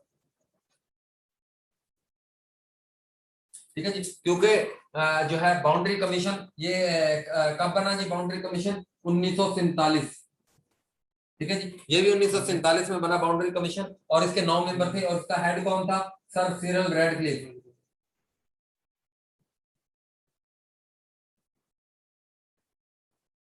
सर सिरिल रैडक्लिफ इसका बाउंड्री कमीशन का हेड है, और इसने, और पंजाब की तरफ से इसने कहा 2 लोग मुस्लिम लीग से होंगे, मुसलमानों के रिप्रेजेंटेटिव होंगे, और 2 लोग जो है किसके रिप्रेजेंटेटिव होंगे? हिंदुओं के रिप्रेजेंटेटिव या कांग्रेस के रिप्रेजेंटेटिव होंगे।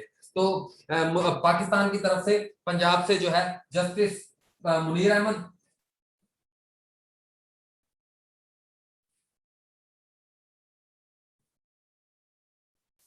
और दीन मोहम्मद। ठीक है जी, दीन मोहम्मद और जस्टिस जो है मुनीर अहमद, और इंडिया की तरफ से तेजा सिंह, तेजा सिंह और विश्वास, विश्वास है या एक सेकंड, मुखर्जी या विश्वास, नहीं महाजन था मेरा ख्याल है, महाजन, हाँ तेजा सिंह और महाजन, जस्टिस महाजन, ये चारों जज हैं।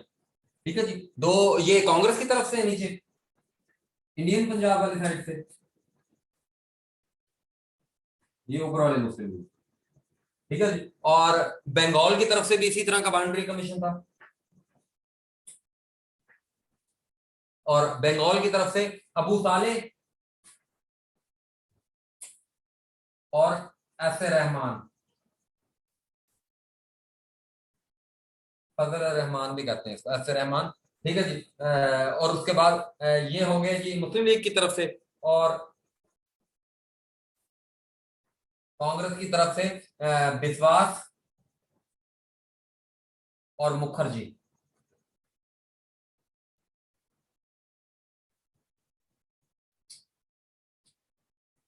ठीक हो गया जी, तो ये बाउंड्री कमीशन के, यानी ये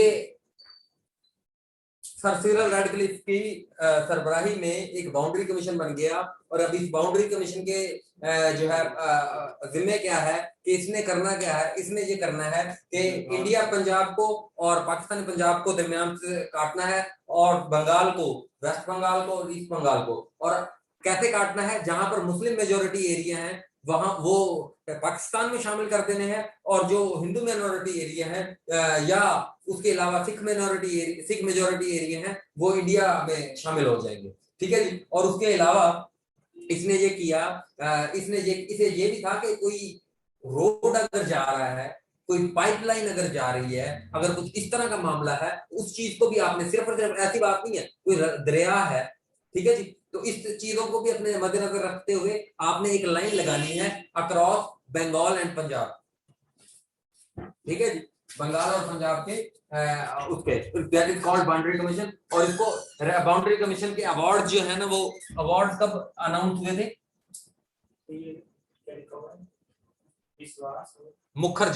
मुखर्जी अवार्ड जो है 17 अगस्त 1947 को। ठीक है जी, 17 अगस्त 1947 को क्या हुआ जी, ये अवार्ड अनाउंस कर दिए गए। यानी कहां कहां पर पंजाब पाकिस्तान है और कहां पर इंडिया है, ये 14 अगस्त को नहीं किया। क्यों? जितनी मारामारी और दंगे हुए उससे ज्यादा होने की उम्मीद थी अगर 14 अगस्त को करते। यानी आप जनरली इधर करके बैठे हो और 14 अगस्त को आपको पता चलता है या 15 अगस्त को आपको पता चलता है कि जी आप इंडिया में बैठे हो और आप हो मुसलमान, तो और बाहर की पूरी फिजा जो है उधर दंगे चल रहे हो, तो इसलिए इस बाउंड्री कमीशन को 17 अगस्त को अनाउंस किया गया था। ठीक है जी। तो ये बाउंड्री कमीशन ने फिर क्या किया, इस बाउंड्री कमीशन की कुछ नाइंसाफियां हैं, तो जरा ये इसकी तस्वीर बनाओ फिर। क्या फिर डिलीट कर दी?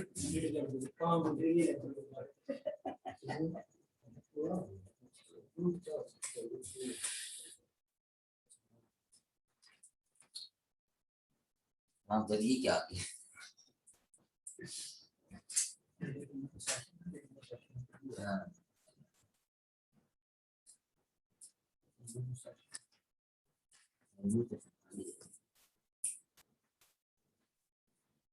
अच्छा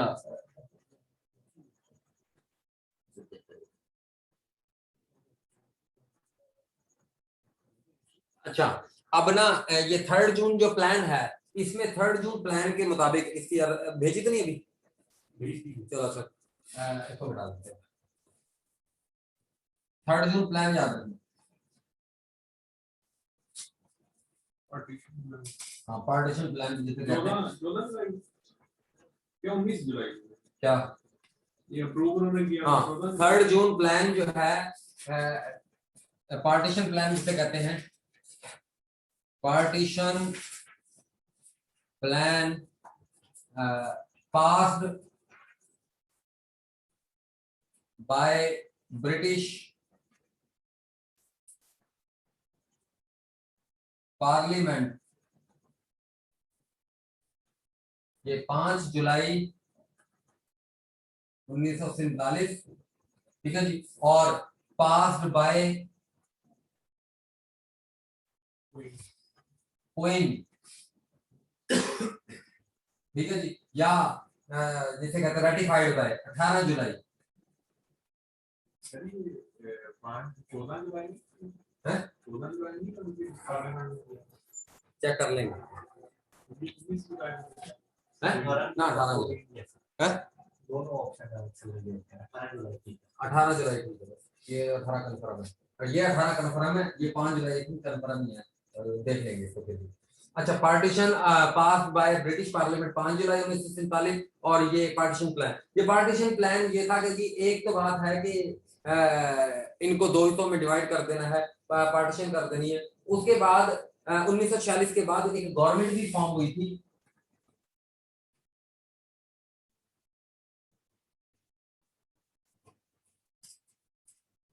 ठीक है जी, गवर्नमेंट भी फॉर्म हुई थी, और गवर्नमेंट फॉर्म करने के लिए पहले तो मुस्लिम लीग ने इनकार कर दिया, मुस्लिम लीग ने इनकार किया, और 27 अक्टूबर को 1946 को 1946 को वो हम गवर्नमेंट हमने इंटरम बनाई, इंटरम गवर्नमेंट। 27 अक्टूबर 1946 को क्या हुआ जी, कांग्रेस मेड मिनिस्ट्रीज।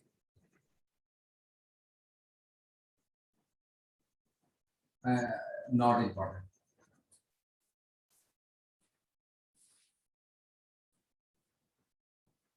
ठीक है, कांग्रेस मेड मिनिस्ट्रीज 1946 में।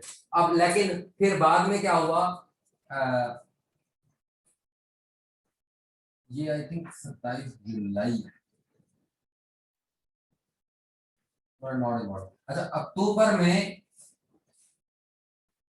1946 मुस्लिम लीग ज्वाइंट इंटरम सेटअप।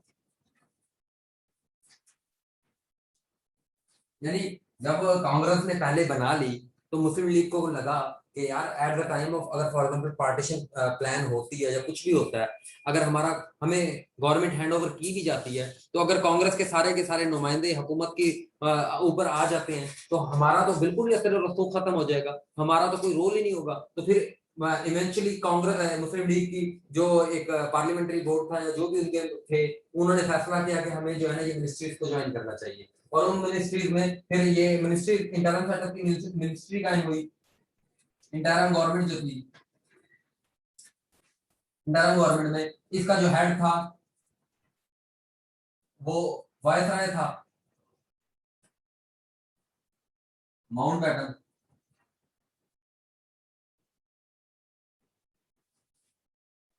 ठीक है जी, और 3 जून प्लान इधर चल रहा है देखो। अच्छा, हेड इसका वायसराय माउंटबेटन है। उसके बाद जो है इसका डिप्टी प्रेसिडेंट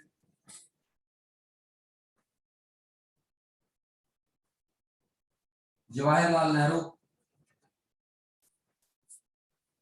ठीक है, ये बड़ा सवाल आया होता है कि इंटरम सेटअप में प्राइम मिनिस्टर कौन था, कोई भी नहीं था। ठीक है, जवाहरलाल नेहरू डिप्टी प्रेसिडेंट था। ठीक है जी, है नहीं था, ऑप्शन में क्या आता है? None of this. अच्छा, ऑप्शन डी। तो हेड जो है वायसराय है माउंटबेटन, और ये फिर इसके नीचे जो थी 11 मेंबर जो थे वो, अब ना डिफरेंट एक प्लान पेश किए गए थे कैबिनेट मिशन में। कैबिनेट मिशन जब फेल हो गया, कैबिनेट मिशन के बाद लॉर्ड वेवल ने डिफरेंट प्लान दिए। उसने कहा कि जो इंटरम सेटअप होगा उसमें 6 बंदे जो है ना वो 5 बंदे कांग्रेस के होंगे, 5 वो, मैंने जो बताया था।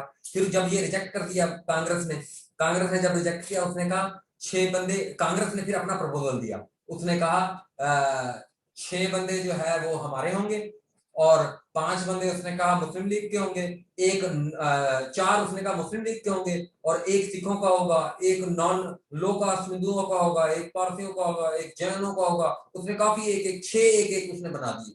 1 इनको देंगे, 6 हम खुद रखेंगे, 4 मुस्लिम लीग को देंगे। फिर मुस्लिम लीग ने उसने कांग्रेस की बात भी नहीं मानी, उसने एक अपना नया फार्मूला पेश किया। उसने कहा 6 कांग्रेस के बंदे, इन मिनिस्ट्रीज में 6 कांग्रेस के बंदे, 5 मुस्लिम लीग, ठीक है जी, 1 सिख, 1 एंग्लो इंडियन,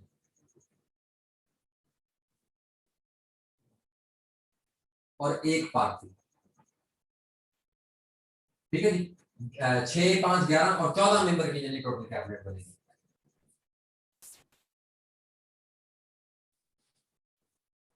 जो वायसराय के अंडर होगी। ठीक है जी, अब इस कैबिनेट में जो है 6 मेंबर होंगे। इसके 5 मेंबर जो मुस्लिम लीग के हैं वो हम देख लेते हैं। डिप्टी प्रेसिडेंट तो जवाहरलाल नेहरू हो गए, और ये फॉरेन मिनिस्टर भी थे।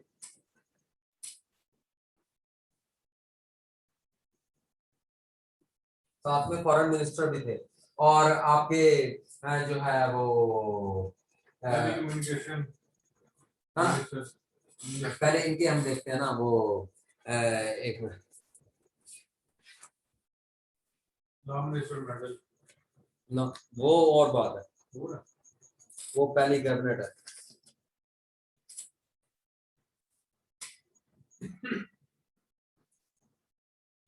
लिखे में मेंबर अयूब किधर गया, अयूब मेंबर लिखे में। अच्छा चलो हाँ लिखते हैं जो इम्पोर्टेंट है। वल्लभ भाई पटेल था, और कांग्रेस की तरफ से, और वल्लभ भाई पटेल था, और उसके अलावा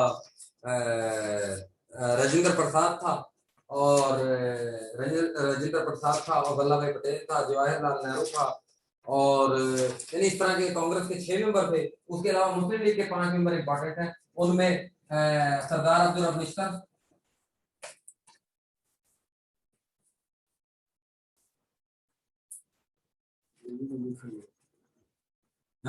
ये भी तो खड़ी होगी।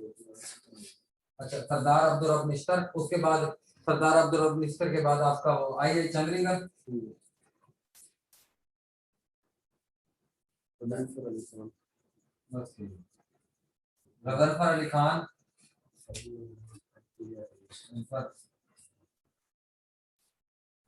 ये तो फर्स्ट गजनफर अली खान, और उसके बाद आई चंद्रिकर, और जोगिंदर नाथ मंडल है। बस कर दो, डाउन हो गई। नहीं नहीं, जोगिंदर नाथ मंडल अभी तो चलेंगे हम, कोई टेंशन नहीं है।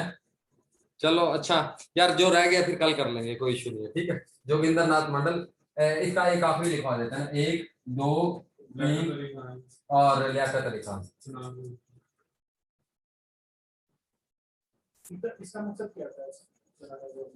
यानी अब इसका बनाने का ये मकसद था कि मुसलमानों को, अब इंडियंस जो हैं उनको गवर्नमेंट को ट्रांसफर करनी है, पार्टीशन प्लान इसके बाद आ जाएगा। यानी अब जो है ना, ये इंडियन एडमिनिस्ट्रेशन जो है वो इंडियंस चलाएंगे, सबके सब। ये वाइसराय की जो कैबिनेट है उसमें कौन है, सारे के सारे इंडियंस हैं। यही मुतालबा कर रहे थे शुरू से कि एक रिस्पॉन्सिबल गवर्नमेंट दो, तो अब तो उन्होंने कहा कि रिस्पॉन्सिबल गवर्नमेंट देने के अलावा इंडिपेंडेंट भी कर दो, ठीक है। बाकी कुछ पॉइंट्स रह गए हैं, वो इंशाल्लाह हम कल 1 घंटे का 2 घंटे का लेक्चर रख के वो कर लेंगे इंशाल्लाह, ठीक है। थोड़ा बहुत हमारा रह गया, ठीक है। कोई सवाल है तो कुछ?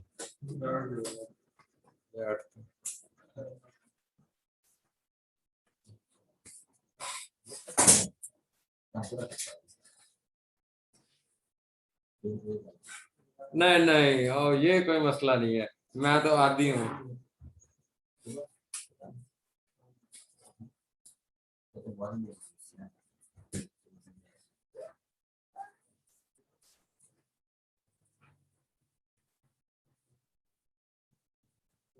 57 भी आता है वकास भाई, 59 भी।